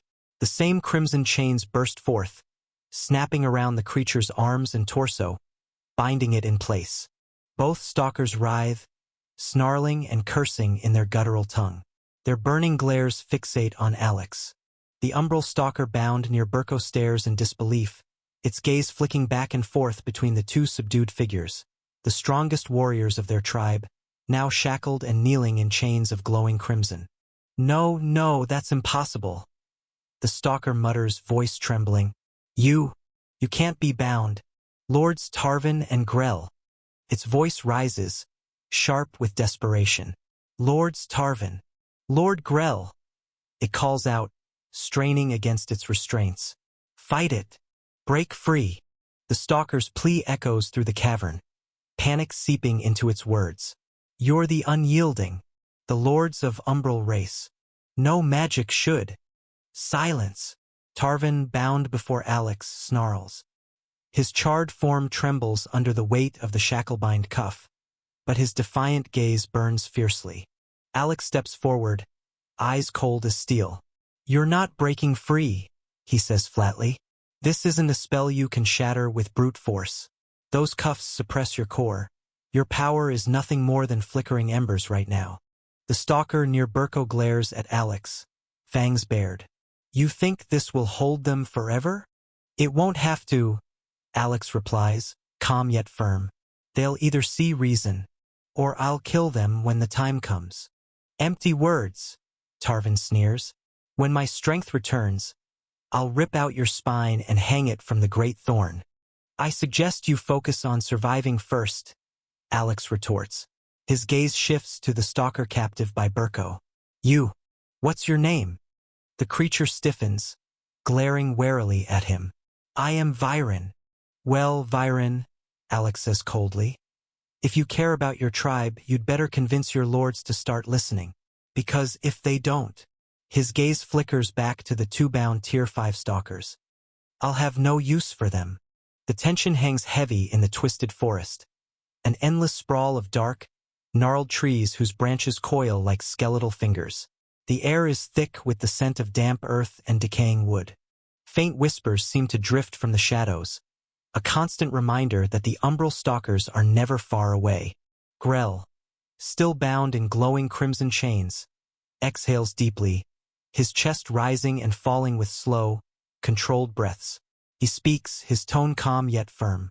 "Why?" Grell asks, his hollow eyes narrowing on Alex. Why did you spare our lives? Alex, standing just a few steps away, meets his gaze. The flickering crimson runes from the shacklebind cuffs cast a faint glow across his face. Because I like your race, Alex says plainly. I have a kingdom on the surface, and I want your people to work under me.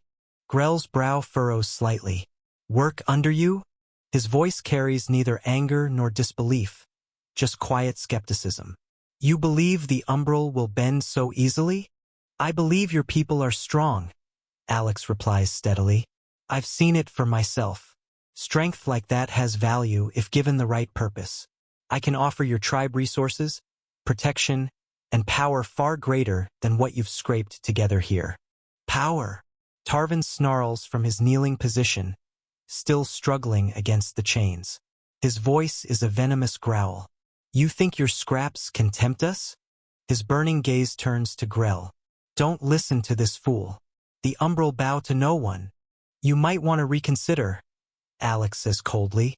If I wanted you dead, you'd already be rotting in this cursed forest. Instead, I'm offering you a future. Your arrogance will get you killed, Tarvin spits. And your pride will get your tribe slaughtered. Alex snaps back. The sharpness in his tone makes Grell's gaze linger on him. There's no desperation in Alex's voice, only certainty. The silence stretches until Grell speaks again. If we refuse? Grell asks quietly. Then I'll destroy you, Alex says bluntly. Your warriors, your elders, your strongholds, everything. I won't waste words twice. Viren, still kneeling beside Berko, stares at Alex in stunned silence. The sheer confidence behind Alex's threat leaves no room for doubt. Alex lets the silence hang for a moment before speaking again. Okay, I will not threaten you all. Instead, I have something here that will probably change your minds. He says, his voice calm but firm. Chapter 96. Grell and Tarvin submit. Without another word, Alex reaches into his satchel and retrieves 3 books, each one radiating a faint, golden aura. The air around them seems to ripple, as if the power within threatens to spill out. The covers are marked with intricate glyphs, each one far more complex than the Tier 4 or Tier 5 markings the Umbral have ever seen. The moment the books are revealed, Grell's eyes widen, his usual calm shattering. Even Tarvin, still seething minutes ago, freezes in place, his gaze locked on the books. A Tier 6 skill book. Grell mutters in disbelief. 3 Tier 6 skill books, Tarvin corrects, his voice quieter than anyone expects. His earlier rage is gone, replaced by something far more dangerous, hunger. Even Berko, still standing to Alex's side, struggles to hide his shock. His Majesty really does have them.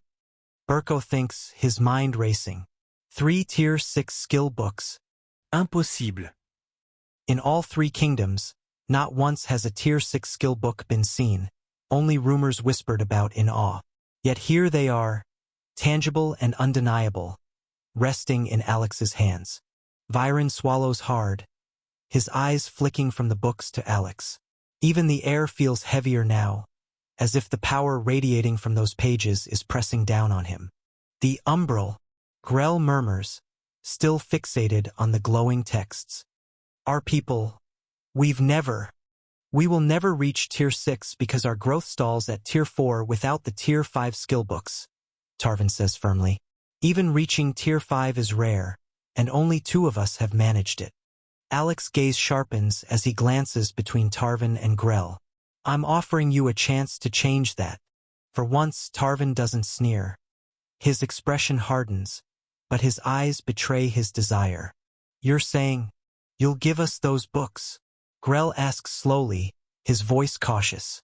Not for free, Alex replies. Serve me properly, and you'll earn them. He lifts one of the books slightly. I don't hand out power to anyone who doesn't deserve it. Stare at the glowing tomes like starving wolves eyeing fresh meat. Even Tarvin's pride seems to waver beneath the weight of what's being offered.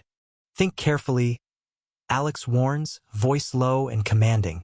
This isn't charity, it's opportunity. And if you refuse, he pauses, gaze cold. I'll find someone else to replace you. A long, tense silence follows. Tarvan's breathing is heavy, his muscles still straining against the glowing chains. Grell's gaze flickers back and forth between Alex and the books, conflict clear in his eyes.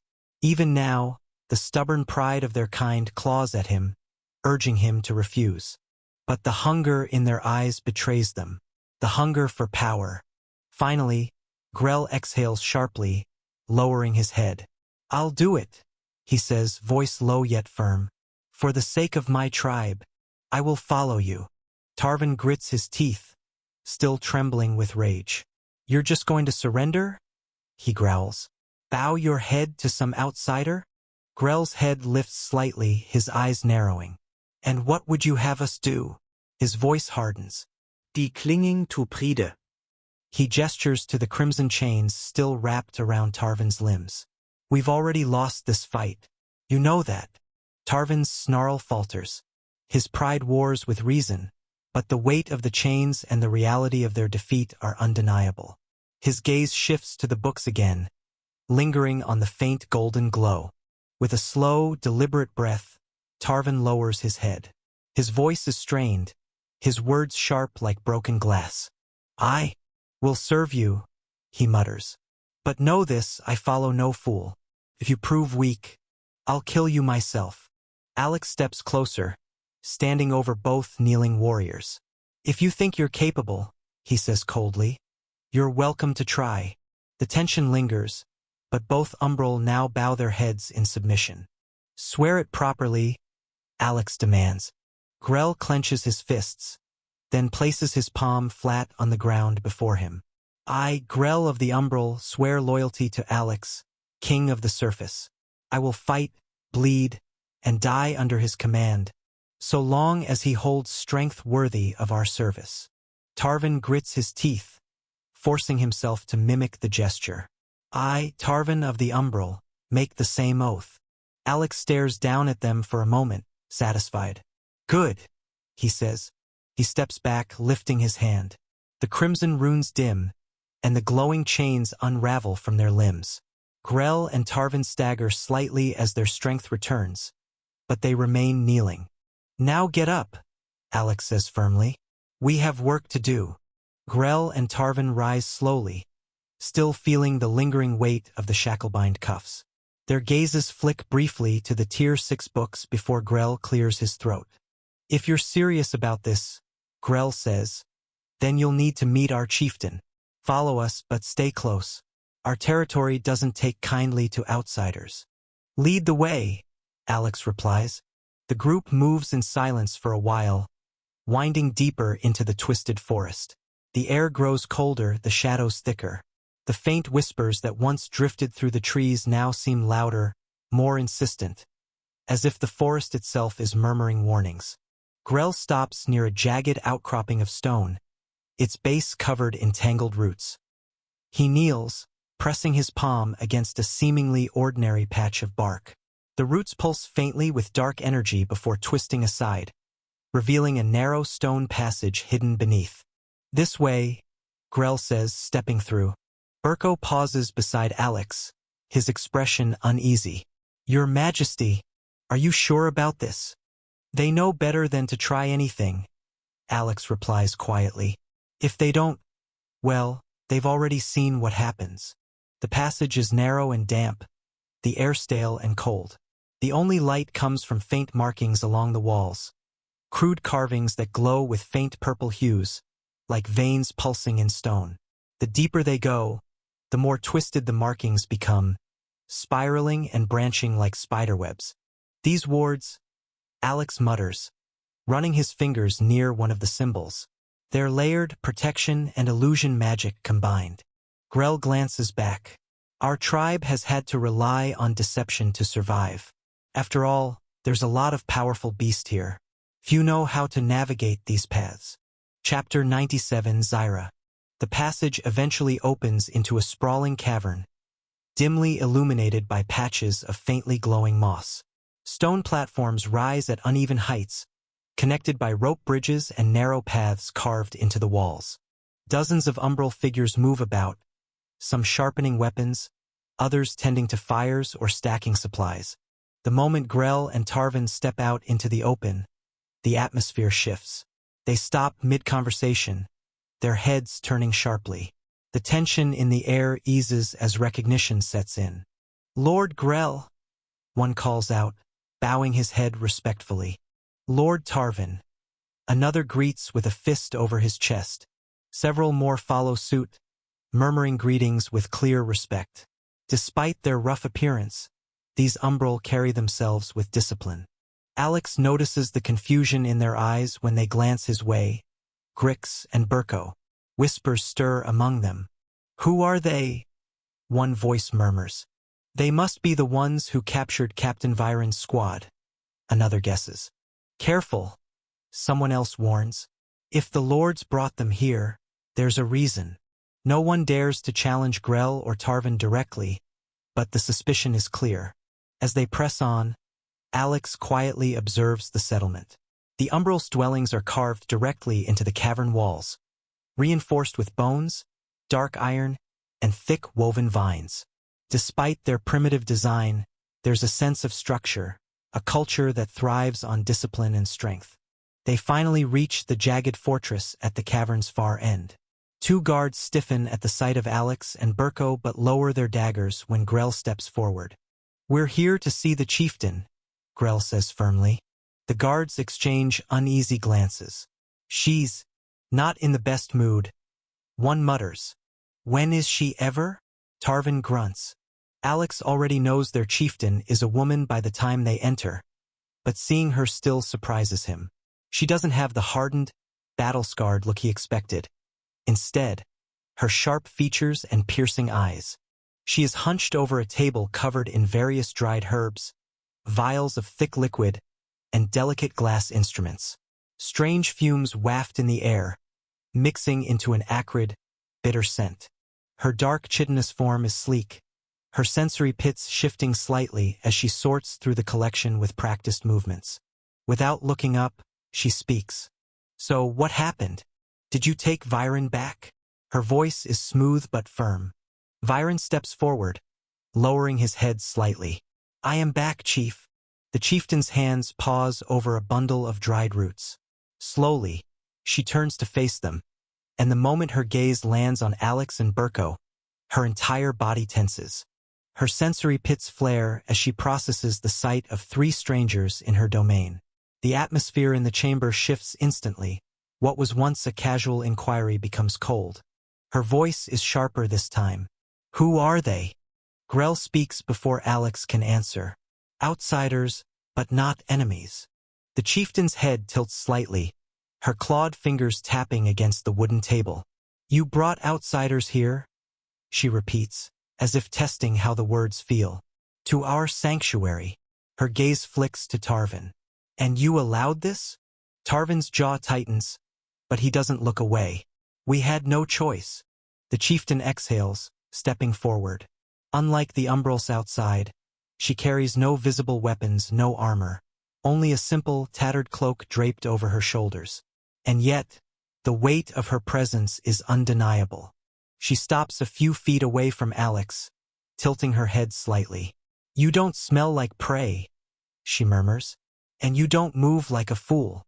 Alex meets her gaze steadily. "I wouldn't have made it here if I was either of those." A slow, deliberate silence follows. Then, unexpectedly, the chieftain chuckles. "Interesting," she says. "Tell me, outsider, what exactly do you want from the Umbral?" Grell steps forward before Alex can respond, his voice steady but firm. "His Majesty wants to take all of us to his kingdom," he says. "The two of us have already pledged our loyalty." The chieftain's fingers still against the table. Her sensory pits flare slightly, processing his words. Then she exhales, slow and measured. "You speak as if it's already decided," she murmurs, her voice unreadable. "And yet, I don't recall making that decision for my people." Tarvin crosses his arms, his posture tense but unwavering. "We aren't asking for permission, Chief. We need this." The chieftain's gaze snaps to him, sharp as a blade. You presume to tell me what our people need? Grell doesn't waver. Yes. Silence settles over the room like a thick fog. The tension between them is palpable. The chieftain slowly straightens, studying them both as if seeing them for the first time. Then, she shifts her focus to Alex. And you, she says, king of the surface, was it? Alex nods. It is. Her fingers tap against the table again. Thoughtful. You come here offering to take my people, to uproot us, to claim us under your rule. Her head tilts. And why would I allow that? Alex meets her gaze without hesitation. Because under me, you'll reach heights you've never even dreamed of. The chieftain exhales a quiet laugh, though there's no humor in it. Bold words. But power alone isn't enough to earn our loyalty. Alex smirks. Then tell me, what will? Instead of answering immediately, the chieftain studies him. Her sensory pits flare subtly, taking in more than just his words. Then, she crosses her arms. Start with your name, Surface King. Alex. His voice is steady, firm. And you? She inclines her head slightly. Zyra. Alex nods as if considering something. Then he speaks again, his tone carrying a knowing edge.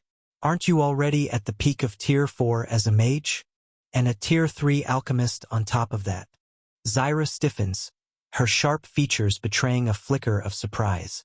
Alex presses on, his gaze unwavering. Considering you managed to reach Tier 3 in alchemy entirely on your own, that's impressive. More than impressive, really. For the first time, she seems truly caught off guard. Her clawed fingers tap against the wooden surface in a slow, thoughtful rhythm. You can see that?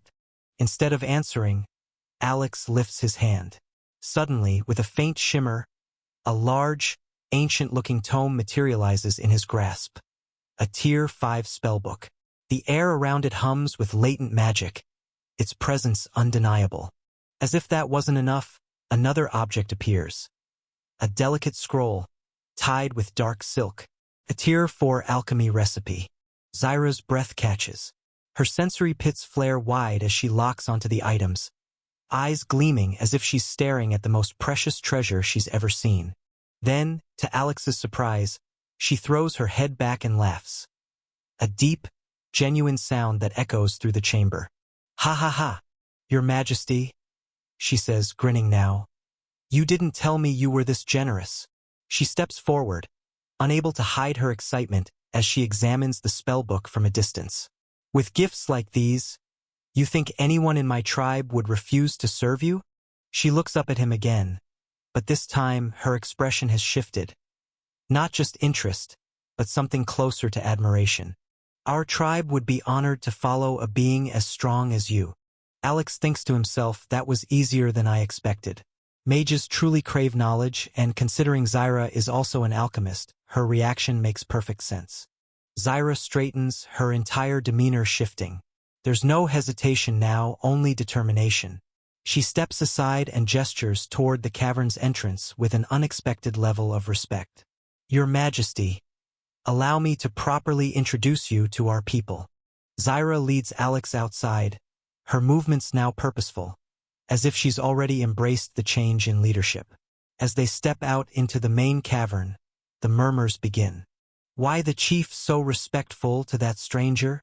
What's going on? Zyra doesn't leave room for doubt. She walks forward, her voice ringing through the cavern with absolute authority. Gather everyone. Now. The Umbral don't question her. Shadows flicker as assassins dart away to spread the command. Within minutes, hundreds of figures emerge from the tunnels and dwellings, forming a massive crowd before the fortress. There are at least 1,000 Umbral here, all clad in dark armor or light, flexible garments suited for stealth. Their glowing eyes flick between Zyra and Alex, uncertain but curious. Alex observes them carefully. Half of them are assassins trained to strike from the shadows. The other half consists of elders, non-combatants, and children. But even they move with the silent grace of their kin. These people were born to be killers, yet there is discipline here, a structure. Zyra steps forward, raising a hand. Listen well, my kin. Today marks the beginning of a new future. A hush falls over the gathering. Every umbral focuses entirely on her. I have chosen to pledge myself, Grell and Tarvin, and all of you to His Majesty King Alex. Zyra declares, her voice steady and firm. He is strong, generous, and he offers us a future beyond these caves.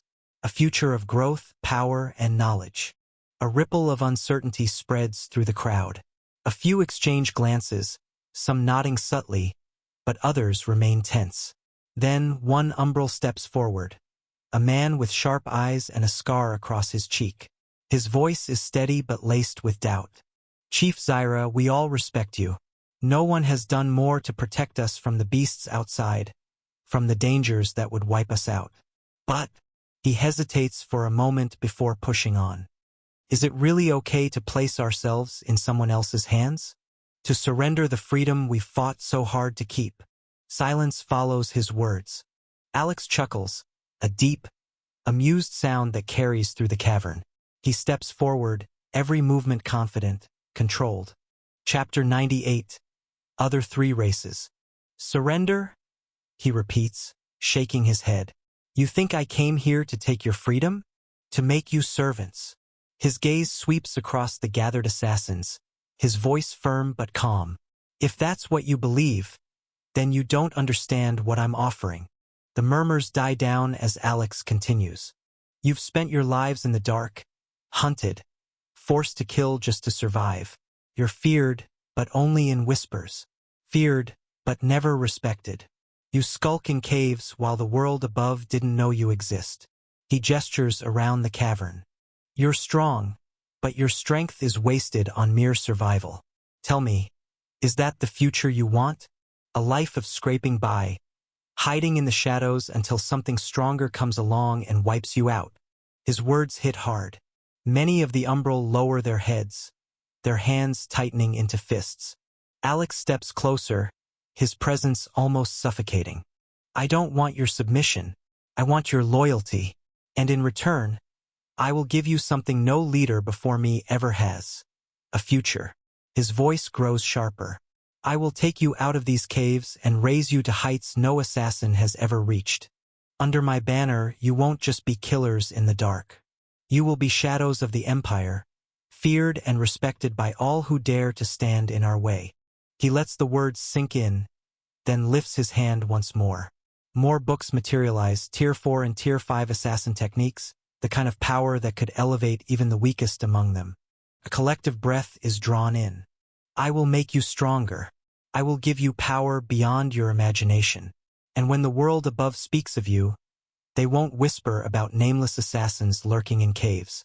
They will tremble at the name of the umbral race. Silence grips the cavern. Then, a single voice murmurs, almost in awe, "We will be feared." Zyra steps forward, her sharp gaze scanning the crowd. You doubt him? Fine. Then I ask you, have I ever led you wrong? The one who spoke earlier exhales deeply. His fingers twitch at his sides before, slowly, he kneels. If you trust him, Chief, then I will too. One by one, more umbral kneel, the weight of their decision settling in. And then, as if a dam has broken, the entire tribe follows. Hundreds of voices speak as one. We pledge ourselves to His Majesty. Zyra smirks, glancing at Alex. Well, Your Majesty, she murmurs. I believe you've just gained an army of assassins. Alex watches the kneeling umbral with a satisfied expression. This is a good gain, loyal, disciplined, and deadly assassins. But a question lingers in his mind. He turns to Zyra. Tell me, why did your people choose to live here rather than on the surface? Zyra exhales, folding her arms. Your Majesty, to tell you the truth, we don't really know. Since the moment I was born, we were already here, deep underground. Our elders never spoke of a time when we lived on the surface.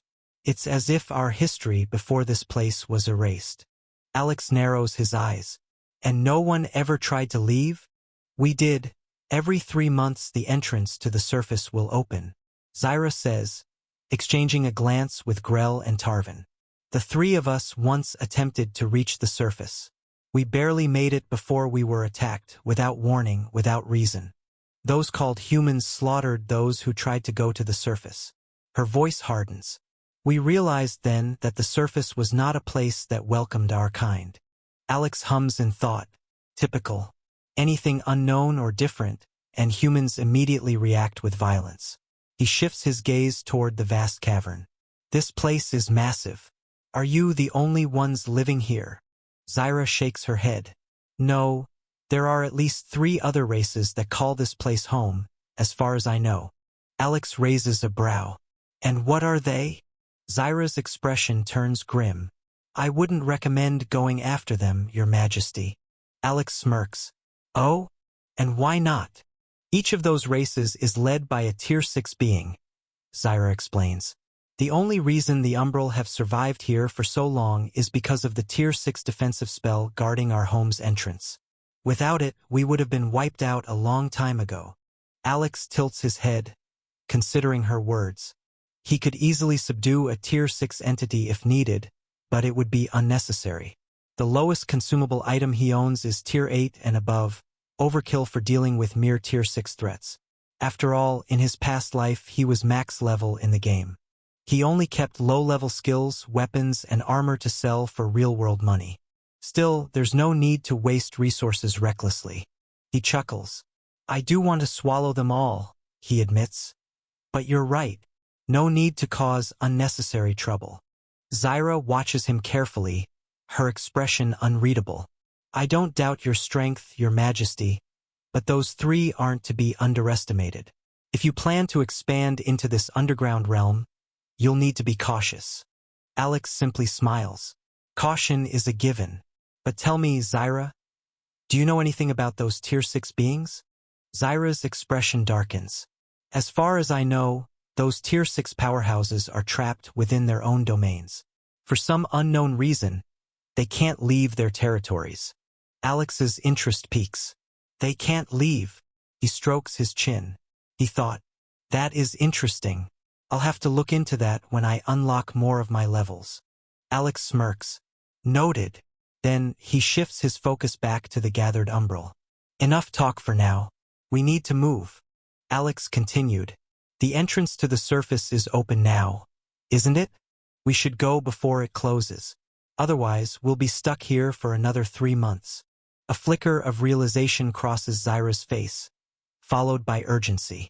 You're right. The gateway doesn't stay open for long. If we miss this chance, we'll have no choice but to wait. Chapter 99. They arrive at Noctaris City. A flicker of realization crosses Zyra's face, followed by urgency. You're right. The gateway doesn't stay open for long. If we miss this chance, we'll have no choice but to wait. She looks back at her people and raises her voice. Everyone, prepare to move out. Those who wish to follow His Majesty, gather what you need. We leave now. The entire cavern stirs with activity. Assassins vanish into the shadows, retrieving weapons, supplies, and essentials. Within moments, the entire tribe is mobilizing. As the Umbral swiftly prepare to move, Grick steps beside Alex, his expression one of deep respect. Your Majesty, congratulations on gaining another powerful race for the kingdom, he says. Burko nods in agreement, a grin on his face. Indeed, the Umbral are assassins born and trained in the shadows. With them, our forces grow even stronger. Alex acknowledges their words with a small smirk. They'll be useful. With everything ready, they make their way toward the entrance. The towering stone walls that once had beasts crawling over them are now eerily silent. Empty. Zyra glances around, her brows furrowing. Good timing. The beasts that swarm the exit are now gone. Alex doesn't take chances. With a casual motion, he activates an item from his inventory. A faint pulse of energy spreads outward, and in an instant, 1,000 Umbral, including himself and his group, are cloaked in invisibility. The surface is just ahead, Alex says. Move silently. The group advances, their footsteps making no sound. When they emerge into the surface world, the sun is still high in the sky, casting long shadows over the landscape. A few adventurers are scattered around, picking through the remains of a dead beast. One of them suddenly shivers and rubs his arms. Hey, why did it suddenly get cold? Another looks up from looting the corpse, frowning. The sun is still out. You feeling sick or something? Nah. It's weird. Like something just passed by us. The adventurer scans the area, unease creeping into his voice. But all he sees is an empty landscape. Alex and the Umbral slip past them unseen. As they travel, the Umbral remain silent, their movements precise and disciplined. The surface world is vast and open, a stark contrast to the underground realm they have known all their lives. Many of them glance around warily, their instincts sharpened by years of survival in the shadows. Zyra walks beside Alex, her sharp eyes scanning the horizon. Your Majesty, where exactly are we heading? Alex smirks. To my capital city. At his words, curiosity flickers in Zyra's gaze, but she remains quiet. The journey is swift.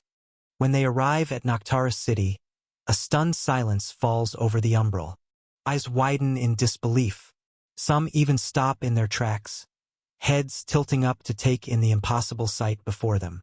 Floating islands hover high above, small fragments of land suspended in the air, defying gravity. But what truly takes their breath away are the 5 colossal floating islands near the palace. The city itself is grand beyond their imagination. Towering buildings of elegant architecture stretch across the vast landscape. Even the most ordinary homes in the residential areas looks luxurious. Streets are wide, paved with smooth stone, and the entire city radiates an air of quiet, untamed majesty. Grell mutters under his breath, "This is a kingdom?" Tarvin exhales sharply. "No, this is something more." Zyra stands frozen for a moment before turning to Alex. "Your Majesty, this place, it's empty." Alex nods. "For now." Indeed, aside from them, the entire city is devoid of life. Only a handful of strange creatures wander the streets. Monsters with elegant forms, unlike anything the Umbral have ever encountered. One Umbral whispers, "What are those things?" "They are a different monster race, just like you all," Alex says casually, watching as the strange creatures move gracefully through the city. Zyra's eyes narrow slightly, and she turns to face him. "So, we are called monsters?" Her tone isn't angry, but there's a sharp edge to it. Alex glances at her, then shrugs. "By human standards? Yes. Anything that isn't them, anything they can't control, they label a monster. It doesn't matter if you have intelligence, culture, or emotions. To them, you'll always be something to be feared or destroyed." Zyra crosses her arms, exhaling through her nose. Humph. She glances at her people, who are still cautiously observing their new surroundings. "But this place, it's more than we ever imagined. No one has ever offered us a home before." Alex meets her gaze. Zyra nods, determination flashing in her crimson eyes. "Understood, Your Majesty." She turns to her people, already issuing silent commands through subtle gestures. Alex then looks to Berko. "You can pick any house in the residential area. Treat it as your new home. If you need anything, you'll find resources in the city's storage. And," he pauses slightly before continuing, "you can visit your tribesmate in the house of General Varkas. Just wait in your new home, and Varkas will come to you with the 2 children." Berko's eyes widen slightly at the mention of the children. He bows deeply, a display of gratitude. "I understand, Your Majesty. Thank you." Alex nods once before turning to Grell and Tarvin. "You two, come with me." Without another word, he starts walking toward the palace. The 2 assassins exchange glances before silently falling in step behind him. As they move through the city, the towering structures and floating islands loom above them like silent sentinels. Tarvin can't help but glance around in awe. This place is unreal. It's too perfect, too vast. Grell, ever the skeptic, frowns. Yet it's empty. A city like this should be brimming with life. What happened here? Alex doesn't stop walking as he responds, his tone casual. "It's waiting." Tarvin raises a brow. For what? Alex smirks. For me to fill it. Neither Grell nor Tarvin responds, but a chill runs down their spines. Something tells them that under Alex's rule, Noctara City will not remain empty for long. Chapter 100, Resurrection of the Officials, Part 1. They arrive inside a chamber that resembles a miniature throne room. Its design dark and elegant, with intricate patterns carved into the obsidian walls. Shadows cling unnaturally to the edges of the room, giving it a foreboding yet commanding presence. Before Grell and Tarvin can take in more details, the air shifts. A sudden, suffocating stillness fills the room. Then Vaelith materializes. It is not a slow emergence but an almost unnatural transition, as if he was always there, hidden between the layers of reality itself. His form solidifies, his pitch-black armor gleaming under the dim light, and his piercing gaze settles on them. A chill grips both assassins. Even as Tier 5 warriors, trained to sense the faintest disturbances, they hadn't noticed him until he was fully present. That realization alone sends an uneasy shiver down their spines. This guy is very dangerous. Alex steps forward, his voice even. This is Vaelith, the one in command of the shadows right now. He looks at Grell and Tarvin, his expression unreadable. Although both of you are also Tier 5, you need to earn your place in the shadows. You two, along with all the Umbral assassins, will listen to Vaelith. There is no hesitation. Both assassins kneel slightly, placing a fist over their chests. As you wish, Your Majesty, they say in unison. Alex turns his gaze to Vaelith. I'll leave them to you. Vaelith steps forward, his voice smooth yet carrying an undeniable weight. Understood, Your Majesty. His cold, calculating eyes flicker to the two assassins. Grell and Tarvin say nothing, but their muscles tense. They had a feeling their real test was only just beginning. Alex teleports into his working chamber, the air shifting subtly as he appears. The room is vast yet minimalistic, designed for efficiency rather than decoration. Large windows overlook the floating islands, giving him a clear view of the whole city. He wastes no time. With a thought, his status screen materializes before him, the transparent blue interface displaying critical information. Kingdom population, 337,924. A small smirk forms on his lips. Good. After the successful conquest of Dalan City, the hesitation among the monsters in the surrounding forests had finally disappeared. Many had made their choice, settling in Mizorn or Dalan City, strengthening his kingdom's foundation. Alex leans back slightly, arms crossed. At 500,000, I'll finally unlock my level to 500. After that, Alex turns his attention to the reports stacked neatly on his desk. With a wave of his hand, the documents arrange themselves before him, and he begins reading through them one by one. The past few days have been eventful. Both Mizorn and Dalan City are developing at an impressive rate. The influx of new residents has stabilized, and infrastructure is expanding to accommodate the growing population. One report catches his eye. Military status update. Currently, 20,000 monsters have joined the army. Under General Soren's command, the total number of soldiers has reached 30,000. They are all practicing the finger of the death god technique, though they still can't manage to materialize the actual manifestation yet. Alex nods slightly. Expected. It's a special skill after all. But once they do succeed, he trails off, his mind already envisioning the sheer destructive force his army will wield. His gaze shifts to another report, one marked with a shadow insignia.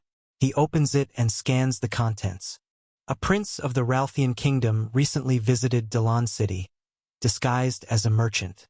Since Dalan City allows human merchants to trade freely, he was able to blend in without issue. Our spies tailed him and confirmed that he was merely observing. He wanted to see if humans were thriving under monster rule. Commander Soren, after assessing the situation, allowed him to move freely without interference. Alex sets the report down, tapping his fingers against the desk. A Ralthian prince, huh? The next report, however, is far more interesting. Despite the death of Marshal Draven, the 3 human kingdoms have yet to take action. The most surprising is the silence from Valgros kingdom, considering Draven was one of their high-ranking marshals. Alex's eyes narrow slightly. Strange. Noritaliaschen? No immediate response. He expected at least some form of reaction, whether a diplomatic inquiry, a show of force, or even a subtle probe. Yet, nothing.